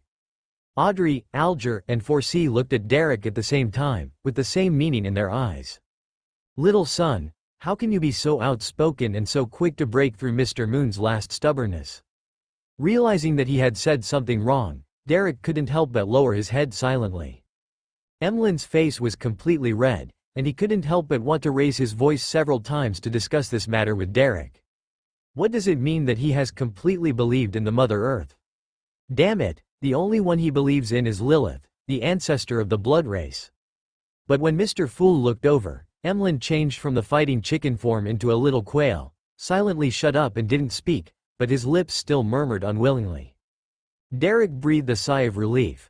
He almost thought he was going to quarrel with Mr. Moon again today. With Emlyn's cheerful opening, Audrey and Alger's depression dissipated a lot. Alger looked at Audrey and said sternly, "Miss Justice, I want to know why the Kingdom of Lowen declared a full-scale war on the Fasak Empire. I can pay you handsomely for this." "Good question, Mr. Hanged Man. This is also a question I have always wanted to explore." Audrey sighed secretly in her heart. During this period, she did not hesitate to send Susie to sneak into Earl Hall's study, but she did not get much useful information. It wasn't that Susie couldn't hear clearly what was important information and what was invalid information. It was because Earl Hall didn't discuss this with anyone else in the study, as if he had some unspeakable scruples. She also tried to ask Earl Hall face to face, but Earl Hall just smiled and told her not to worry about it, and was extremely confident in the victory of this war. "I am also looking for the answer to this question. When I find it, I can share this information for free." Audrey gave a reasonable answer. "Thank you for your generosity." After Alger said that, he tried to look at Mr. Fool again, but Mr. Fool didn't seem interested in discussing this matter. Klein was confused. The Kingdom of Lowen actually declared a full-scale war on the Fasak Empire? When did this happen? He had been at sea during this period, and was far less informed about the news than Mr. Hanged Man and Miss Justice. The latest version he heard at sea was the theory that the southern continent might attack the Lowen Kingdom. Under such circumstances, the Kingdom of Lowen dared to declare full-scale war against the Fasak Empire. This was too confident. Could it be that the military's technology had made some rapid progress? It seemed like I should go back to Backland to see if Benson and Melissa were affected by the war, and at the same time learn about the latest facts. But this will have to wait until he is promoted to Sequence 6 Faceless Man in a while. At this time, 4C, who had been silent all this time, dropped a bombshell with a slightly trembling tone. "I know why the Kingdom of Lowen declared full-scale war on the Fasak Empire at this time, because the god of war has fallen." When it came to the last sentence, 4C's trembling tone became even more obvious. The god of war has fallen. Alger felt a huge shock, and he immediately understood why the atmosphere inside the church was strange during this period. The god of war actually fell at this time. How terrible. Emlyn trembled when he heard this, and suddenly felt that his little trouble was nothing at all. The fall of the god of war turned out to be the reason why the king chose to declare all-out war. Audrey was shocked at first, and then quickly calmed down. The gods have fallen. Is a new era coming? Derek was hesitant about this and had strong expectations for the future. How did Miss Magic learn this big news? Klein was shocked and distressed. Faced with this bombshell thrown by Miss Magician, how should I deal with it? I don't know anything about the fall of the god of war at all. Will Mr. Fool's true face be exposed in this way? Everyone looked at 4C, who made an astonishing statement with different eyes. 4C subconsciously shrank his neck back, wanting to lower his head and bury it in the sand like an ostrich. It was naturally impossible for her to know about the god of war by herself. It was the sage who told her and Zio about the death of the god of war. At that time, the Lowen Kingdom declared full-scale war on the Fasak Empire, which really scared her and Zio. During one meeting, Zio had the courage to ask why the Kingdom of Lowen declared war on the Fasak Empire. Then she and Zio heard an answer that made their scalps tingle. The god of war fell, and the goddess of the night won. The brief words were so shocking that she and Zio had to support each other to avoid being so frightened that they collapsed on the ground. In the past 2 days, she and Shu had not slept well. When they thought about the death of the god of war, they couldn't help but wake up from their sleep. This feeling of carrying a big secret is really too tiring. So today at the tarot meeting, when she saw Miss Justice and the Hanged Man worrying about this problem, she couldn't help but talk to them.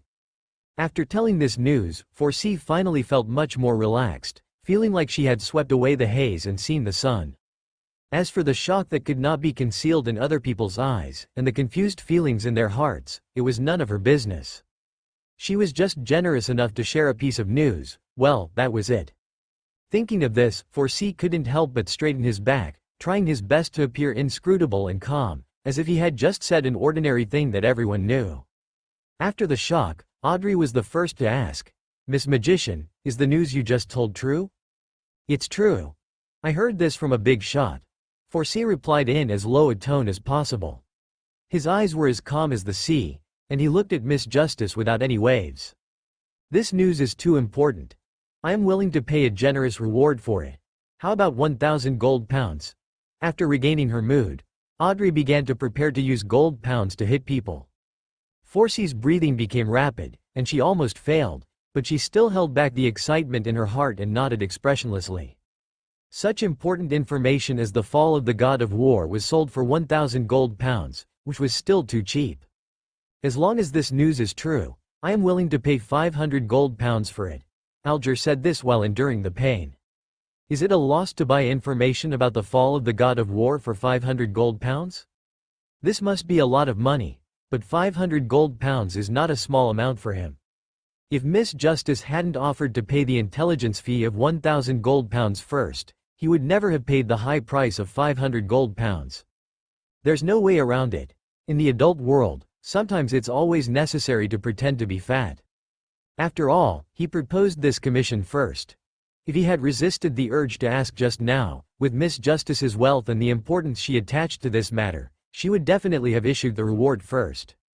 In this way, you can save an extra 500 gold pounds and get free information. What a loss! What a loss! Alger glanced at Little Sun and the vampire with complex and hidden eyes. The two of them could obtain this information without paying any price. What price do I have to pay if I want to ask what happened? Audrey still couldn't resist the urge to explore this issue.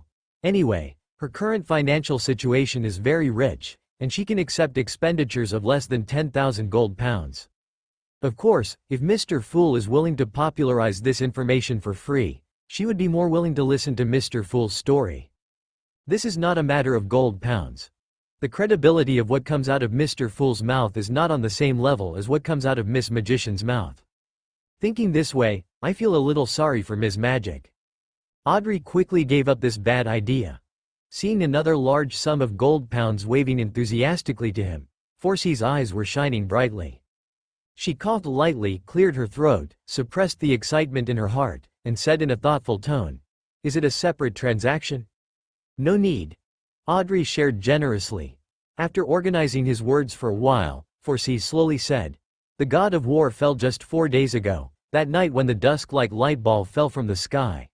If you haven't rested yet, you only need to raise your head to see the starry sky that night. Abnormalities below. I neither have nor dare to inquire about the specific content of the divine war. I only know that the divine war broke out in the southern continent. It was a divine war related to the goddess of the night and other gods. The final result is that the god of war falls and the goddess of the night wins." Forsy didn't go into more detail, this was all she knew. That time, she and Zio were both shocked by the news of the god of war's death, and they didn't dare to ask too much about the specific content of the god of war. There was only one thing she didn't say: that night the stars were also involved in the divine battle. Listening to the sage's tone, the stars played a major role in this divine battle. She didn't know exactly what it was. The sage didn't seem to want them to know the details of the divine war. This was a kind of protection. The goddess of the night won? Audrey's mood was very complicated. It was naturally a good thing that the goddess of the night won, but this gave her the illusion that the goddess of the night was the mastermind behind this battle between gods. Her belief is the goddess of the night, but now, she seems to be starting to blaspheme. Audrey quickly suppressed the strangeness in her heart and promised to give the magician Miss another 1,000 gold pounds as a reward. This is already 2,500 gold pounds. Klein silently tallied up the money Miss Magic made tonight. He seemed to see golden pounds with an alluring smell flying towards Miss Magician's pocket with wings, and a satisfied and happy smile appeared on her face. If he knew the news about this divine war, he could let the world come forward and earn this huge sum of gold pounds. In other words, the gold pound in Miss Magician's pocket flew from her own pocket. "Mr. Fool, can you answer our questions?"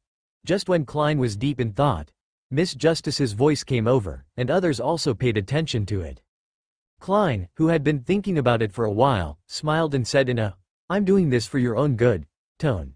"It's not beneficial for you to know too much. On the contrary, it will cause unnecessary trouble for you." Having said this, Klein glanced at Miss Magician thoughtfully. This look made Forsy a little panicked. She really shouldn't have heard too much about the war between gods. But when she thought about the huge sum of 2,500 gold pounds she had made today with the news about the God War, her mood improved again. Compared to unknown troubles, this huge sum of money is more intimate and important. Klein took a deep look at Miss Magician and raised his voice slightly. Everyone, the tide of the times has arrived. He didn't know what to say, so he could only summarize it with such profound-sounding words. As for what is the wave of the times, in this society, in this era, what happens every moment is a rolling wave. After the free conversation, Klein manipulated the world to sell the extraordinary characteristics and extraordinary weapons obtained from hunting pirates during this period. I don't know if the news of the God of War's fall is too exciting, which makes it difficult to sell the things in the world's hands. Klein couldn't help but take another deep look at Miss Magician. This made Forsey shudder. Mr. Fool's thoughtful gaze seemed to be looking through her at the stars standing behind her. After the tarot session, Forsey found Zio immediately. She restrained her excitement and tried to use tactful reasons to tell Zio about earning 2,500 gold pounds. What, 2,500 gold pounds? Forsey, are you going to rob a bank? Zio exclaimed in surprise. Her tone was very exciting. She couldn't believe that Forsey could sell information for a sky-high price of 2,500 gold pounds. Since she started accepting various bounty tasks, the total money she has earned is less than 2,500 gold pounds. Shush! Don't be so loud. Be careful that the walls have ears. Forsey quickly covered Zio's mouth and asked Zio to calm down first. She didn't let go until Zio almost regained his composure. Then he looked at the spot on his palm that was wet with Zio's saliva, and wiped it on Zio's clothes a few times, pretending to be disgusted. Sure enough, Zio's attention was immediately diverted, and she started making noises about breaking off the relationship with Forsey. Zio, who had completely regained his composure, asked in a low voice, Forsey, could it be that you sold yourself out and then deliberately found a reason to deceive me? Without waiting for Forsey to explain, Zio frowned and said, but how did you sell yourself for a high price of 2,500 gold pounds? Is there any secret to success? A black line flashed across Forsey's forehead, and he stretched out his hand to grab Zio's ears, telling her how she had sold out the news about the God of War's death. Just changed the tarot club into an extraordinary party with a high level. You are crazy about money, Zio exclaimed. You dare to sell this kind of news for money. You are not afraid of making money or spending it. Hugh, that's 2,500 gold pounds. Zio fell completely silent. After a long time, she murmured. Emperor Russell once said that people die for wealth and birds die for food. This sentence is so reasonable. After thinking about it, Zio opened his eyes wide and said, then you told me this because you want to give me some of this huge sum of money? Nonsense, otherwise I need to explain so much to you. Isn't it nice to eat alone? Forsey rolled his eyes at Shu angrily. As for the sage, he didn't look down on this little money at all. Zio didn't pay attention to Forsey's eyes, hugged Forsey tightly, kissed her smooth face, and said with great satisfaction, Forsey, you are so good. Forsey also disliked wiping the saliva marks on his face and said dissatisfiedly, Zio, you should pay attention to your image. Zio smiled and hugged Forsey's slender waist with both hands, stood on tiptoes slightly, kissed Forsey's other face again, and said happily, it smells so good. Earl Hall's house. Audrey, who spent £2,000, was now sitting at the desk, with a canon Bible from the Church of the Night on the table. She was atonement for the thought of questioning the goddess in her mind at the tarot meeting. She did not have the idea of blasphemy. On the contrary, she was positive about many doctrines of the Church of the Night. After reading quietly for an hour, she closed the book and glanced at Susie, who was lying at the bottom of the windowsill and reading the book carefully in the sunset outside.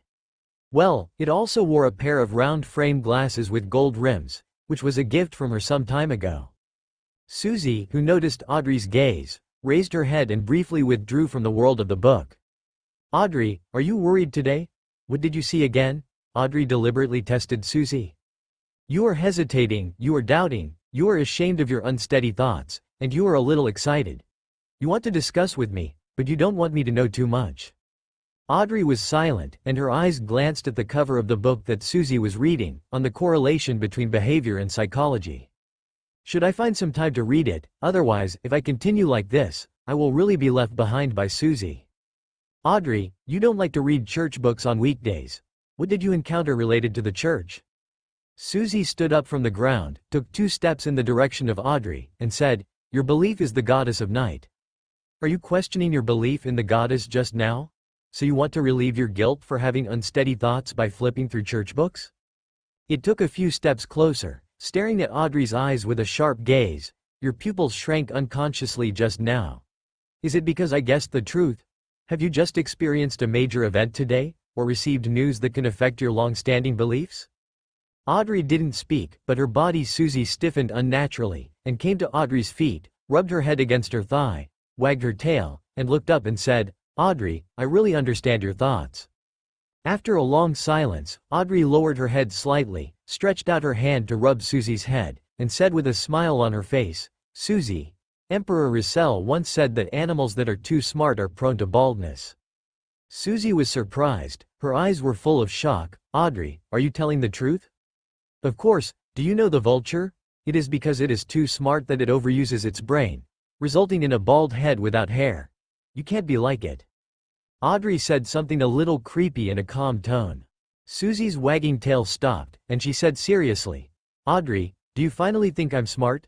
I have always felt so myself. But the book says that you can't overestimate yourself. That will produce a devil called pride."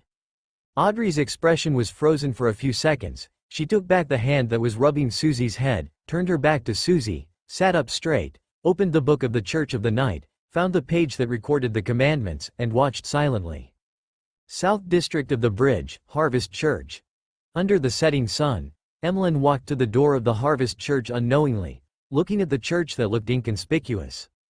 He encouraged himself in his heart, "It's time to make a break. Just take a last look today, and he will stay away from here in the future." Although the teachings of the Mother Earth are good and the harvest is indeed joyful, he doesn't want to betray the faith of his blood clan. Not to mention that the ancestor Lilith has handed over the glorious task of saving the entire blood clan to him. As the future savior of the blood clan, he must not have 2 hearts. But before he knew it, his legs seemed to have their own ideas and had already stepped into the gate of the Harvest Church before his mouth. Forget it, just say goodbye to the priest for the last time. But when he saw the situation inside the church clearly, his eyes widened and a series of question marks filled his mind. A group of high-ranking members of their blood clan came to the Harvest Church. Even the prince of the blood clan came in person, and there were also the blood clan youths who bullied him and had conflicts with him on weekdays. They crowded in the small church. Some were busy wiping the tables, some were wiping the windows, and some were sweeping the floor. Father Utravsky, at this moment, was holding a holy book of the Church of the Mother Earth, watching all this. Seeing Emlyn's arrival, Father Utravsky smiled and said kindly, "You will teach them how to work correctly." Okay. Emlyn's mouth had already agreed to this matter first. "Didn't we agree to make a break with this Harvest Church?" After 2 or 3 seconds of silence, Emlyn shattered all these thoughts. Even the prince of the blood clan came to work in the Harvest Church. What was his personal honor? Moreover, there were not many opportunities to command these annoying guys to work openly. Emlyn's mood instantly became happy, and his faith in the mother goddess of the earth deepened a little. South Wales, Poonan Port. When the ferry from the south continent docked, a small black cat flexibly passed through the crowded crowd at the dock, dodged left and right, and then jumped onto a woman as delicate as a doll. Meow. Azishara was very excited and snuggled in Sharon's arms, meowing, as if she was telling about her experience during this period. Sharon lowered her eyes slightly, reached out and stroked Azishara's little head, and her expressionless face seemed to have a touch of tenderness. Just when the ferry arrived at the Poonan Port Pier, Gregory opened the door to the spirit world and returned to the spirit world. One Gregory left, and another Azishara came. When Sharon left the pier with Azishara in her arms, she saw Hester standing at the wooden fence beside her and waved at her. After hesitating for a moment, she also waved in the direction of Hester. Sharon and Hester did not choose to take the carriage back, but strolled along the coast, admiring the sunset that was about to merge into the sea. Hester did not ask Sharon about her experience in the southern continent, because he had already known how smooth her journey was through Gregory's vision. He briefly introduced his situation during this period and talked about Azishara's promotion to a Sequence 7 witch. "She can't turn into a human yet. I don't know if she is pretending to be stupid with me or if she is just too stupid." Hasta sighed when he said this. He had been looking forward to Azishara turning into a cat-eared girl. During this period, he had used many methods, including coercion, inducement and other tricks, but even the dried fish that had always been successful failed. Faced with the temptation of the dried fish, Azishara deliberately showed a look of doubt and confusion, and then took away the dried fish when he was not paying attention, and ran to the beam of the house. Sharon just looked down at Ashera, who was pretending to sleep, and understood the general situation in her heart. She said calmly, "Maybe your expectations are too high." "Too high expectations?" Hasta frowned slightly and said, "Does it need to be promoted to a higher sequence to transform into a human?" "It's possible." Sharon gave an uncertain answer. "Forget it, let it go." Hasta did not force it too much. He still had the resources to be promoted from a sequence 7 witch to a sequence 6 witch of pleasure. If there is something missing, he will ask the members of the Yellow Monks to help him find it.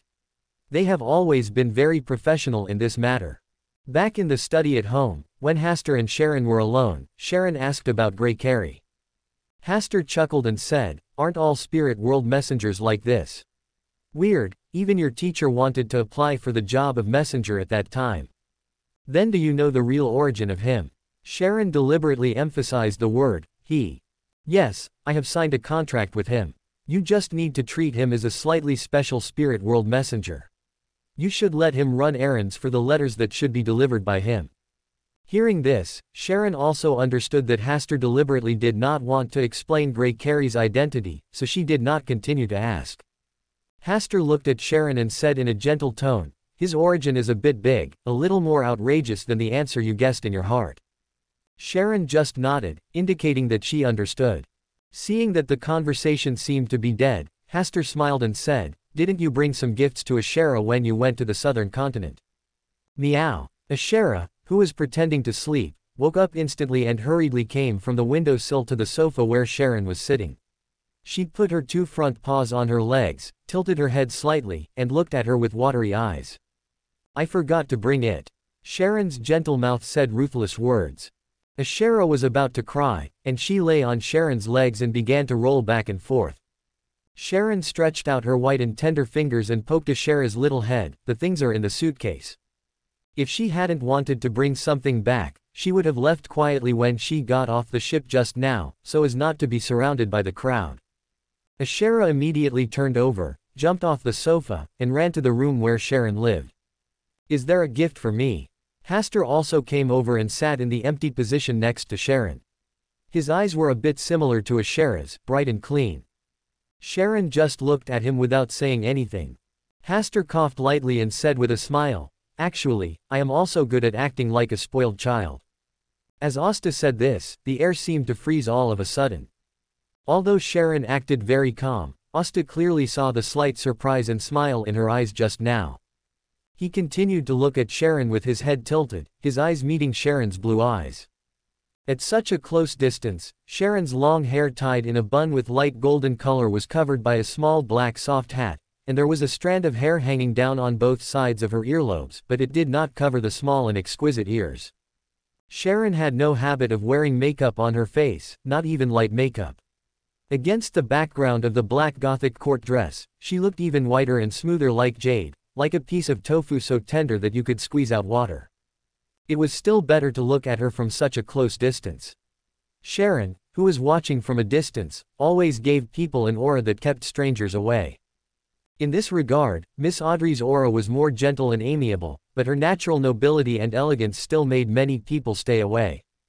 Being spoiled. You. Sharon stared at each other for a while before she spoke, her disbelief in her words was undisguised. People often say that a pet is like its owner. Ashera is so good at being spoiled because I educated her well. Sharon glanced at Hasta from top to bottom, without saying anything, but her eyes were full of distrust, and she seemed to want to see how thick Hasta's face could be. "Alas, why do you always have doubts in your eyes?" Sharon still didn't speak, just stared at Hasta, wanting to see what he would do next.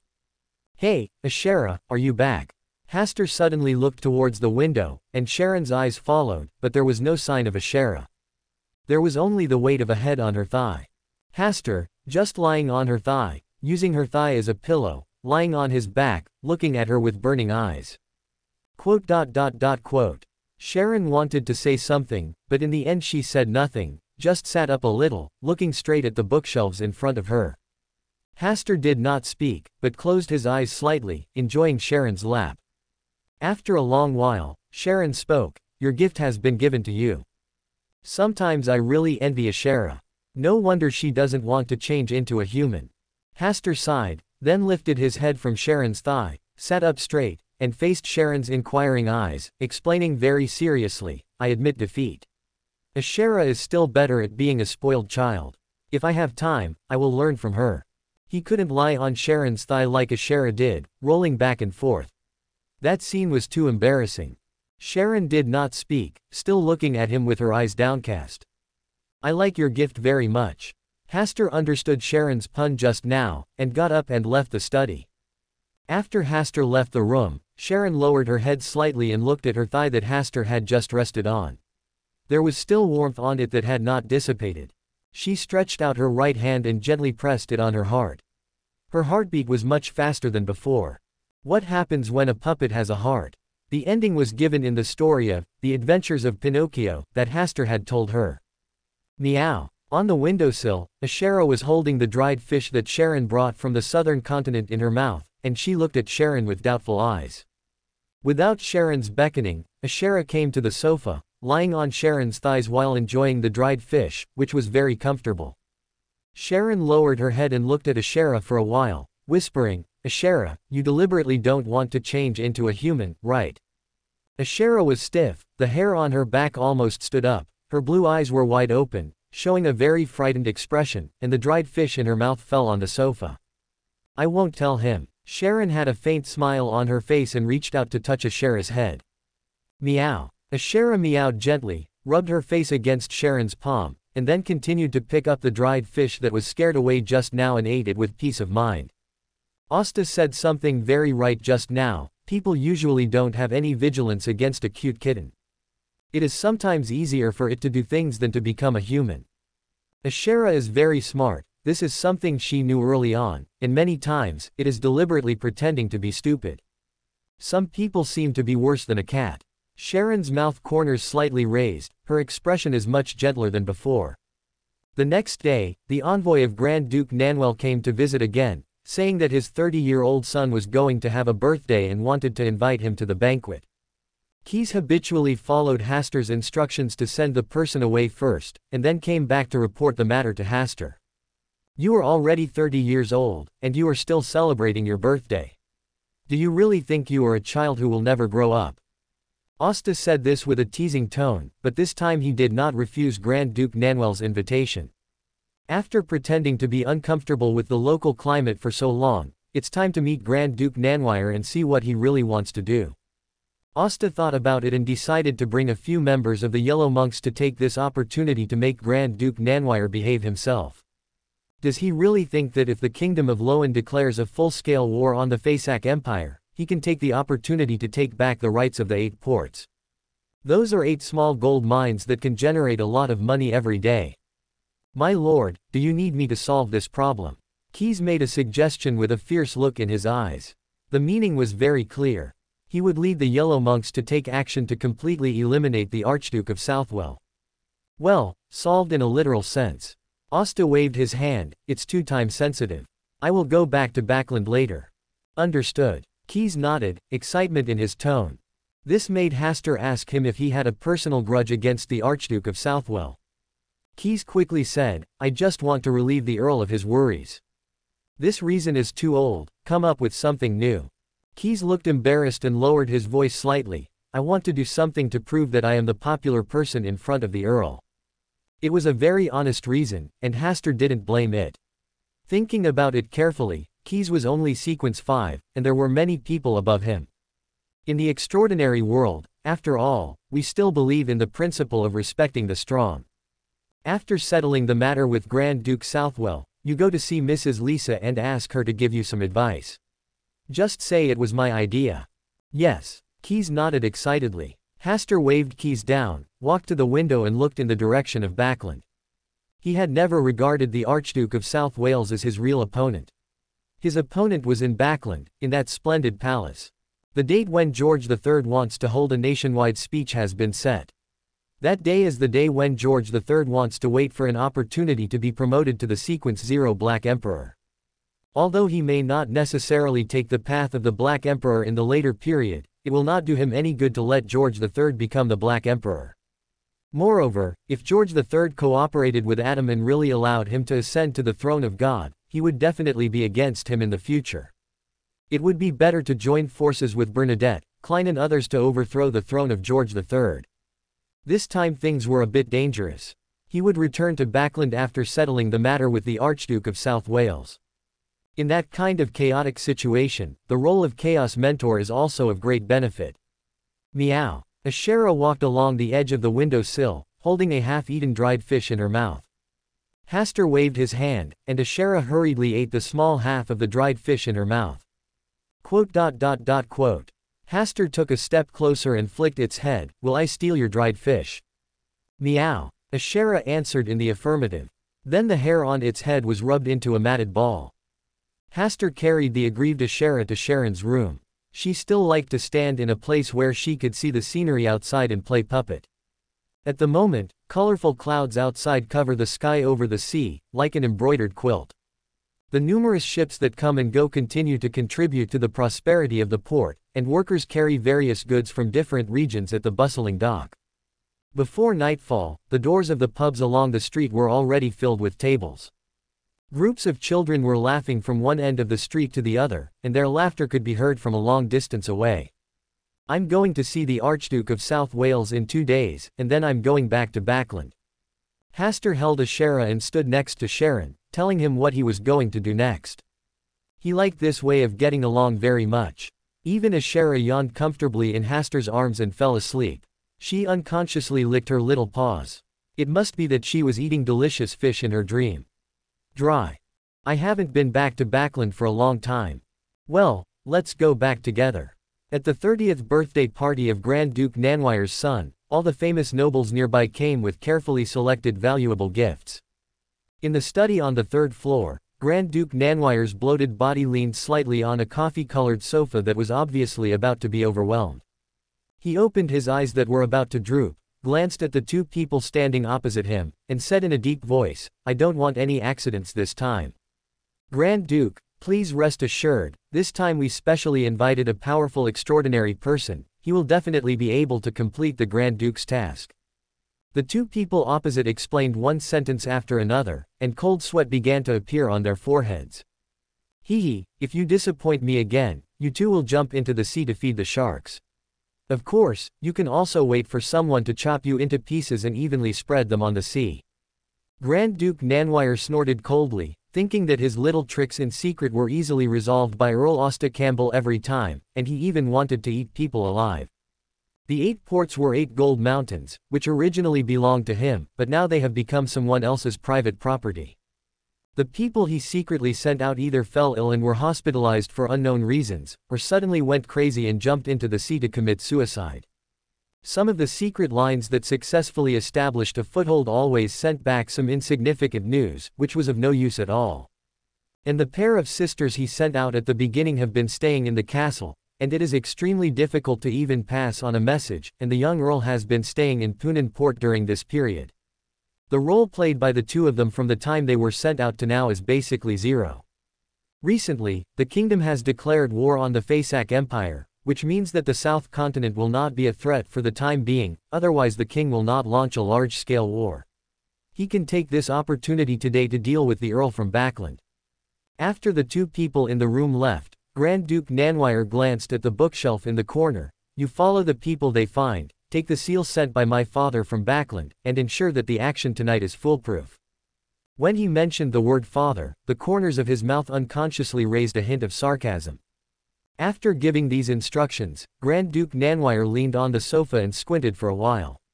He didn't open his eyes until the butler outside the room reported that the banquet had begun. He stood up on the sofa and left the room. As soon as he walked out of the room, he had a kind smile on his face and greeted every guest he met. Today was his son's birthday party, and he didn't need to socialize too much. When he went downstairs and saw the young earl who was obviously different from the elderly nobles around him, he asked someone to bring 2 glasses of wine and walked in that direction. Earl Campbell, your arrival makes the whole banquet tonight more glorious. Grand Duke Nanwire's face was full of smiles, and he took a glass of wine from the tray of the waiter next to him. I heard that you have been suffering from acclimatization since you came back from Backland. How are you recovering now? Thank you for your concern, Grand Duke. I'm much better now, otherwise I wouldn't be able to attend the banquet tonight. Asta smiled and raised his glass and touched it lightly with the glass in Grand Duke Nanwire's hand. The two stood and exchanged a few words, attracting the attention of many nobles. At this time, the Grand Duke of Southwell looked around at the nobles here and introduced enthusiastically, "Everyone, some of you may not know the outstanding young man standing next to me. He is Earl Hasta Campbell. He helped our Southwell County solve the problem of coastal pirates. Why don't you come and toast him?" Because of the Grand Duke of Southwell's introduction, Asta drank more than a dozen glasses of wine. After the banquet, the whole person was drunk. The Grand Duke of Southwell quickly asked someone to help Asta back to the room that had been prepared for a long time to rest. Asta, lying on the bed, lifted a corner of the quilt, looked at the dark room, and sighed. Really, can't this Grand Duke of Southwell change some new tricks? Always such a lame operation, it really makes it difficult for him to cooperate well. It is necessary to pretend to be drunk to give them a chance to act. I don't know who he will send to plot against me this time. It should be a certain extraordinary person who thinks he is powerful. Hastur was not too worried. He selected 4 people from the Yellow Monks, 2 of whom were Sequence 4 demigods. Keyes's lack of confidence was necessary. Since he came to the Yellow Monks, some extraordinary people who had been trapped in Sequence 5 for many years, as if blessed by some good luck, have successfully been promoted. In addition to Lady Lisa's promotion to Sequence 2, there was also a member who was promoted from Sequence 4 to Sequence 3. In the eyes of Lady Lisa and other members of the Yellow Monks, this was a gift from the gods. Hastur thought for a while, then covered the quilt again, crossed his hands and placed them behind his head, waiting for the hunter tonight. At about 2 o'clock in the morning, when Hastur almost fell asleep, there began to be different movements in the room. A shadow flowed in through the gap of the window like a pool of black liquid, then gathered at the corner of the wall and returned to its human form. The extraordinary ability of the shadow. Did Grand Duke Nanwell really invite an assassin? Hastur, who was lying on the bed, watched the scene in front of him. When the assassin was about to take action, he shouted, "Chaos!" The figure just stood there stupidly, looking like he couldn't move at all. Asta lifted the quilt and stood up, shouting again, "Corruption!" The black breath of corruption began to rise from the ground and spread along the soles of the figure's feet. At this moment, the black figure, who should have been unable to move because of the chaos, pounced over like a clever cat, and the dagger in his right hand flashed in the dark night with a sharp edge that was enough to cut the throat. She was very fast. Obviously, she was not affected by the chaos at the beginning. She deliberately wanted to let herself relax her vigilance and then kill her with one blow. Asta spit out the word, confinement, unhurriedly, and 2 star chains flew out of his body, tying her up before the person could react. She fell heavily from midair to the ground, knocking down the chair next to the tea table, making a crisp sound of wood breaking. After solving the trouble, Asta had time to think about what happened just now. It is impossible for a normal person not to be affected by chaos, so she is not a human, but a puppet, or a secret puppet. There is a secret puppet master hiding in the dark tonight. Grand Duke Nanwell was really generous, and actually invited a puppet master. And he was very cautious, first using his puppet to explore the way, and then hiding in the dark. This is a very standard puppet master's fighting method.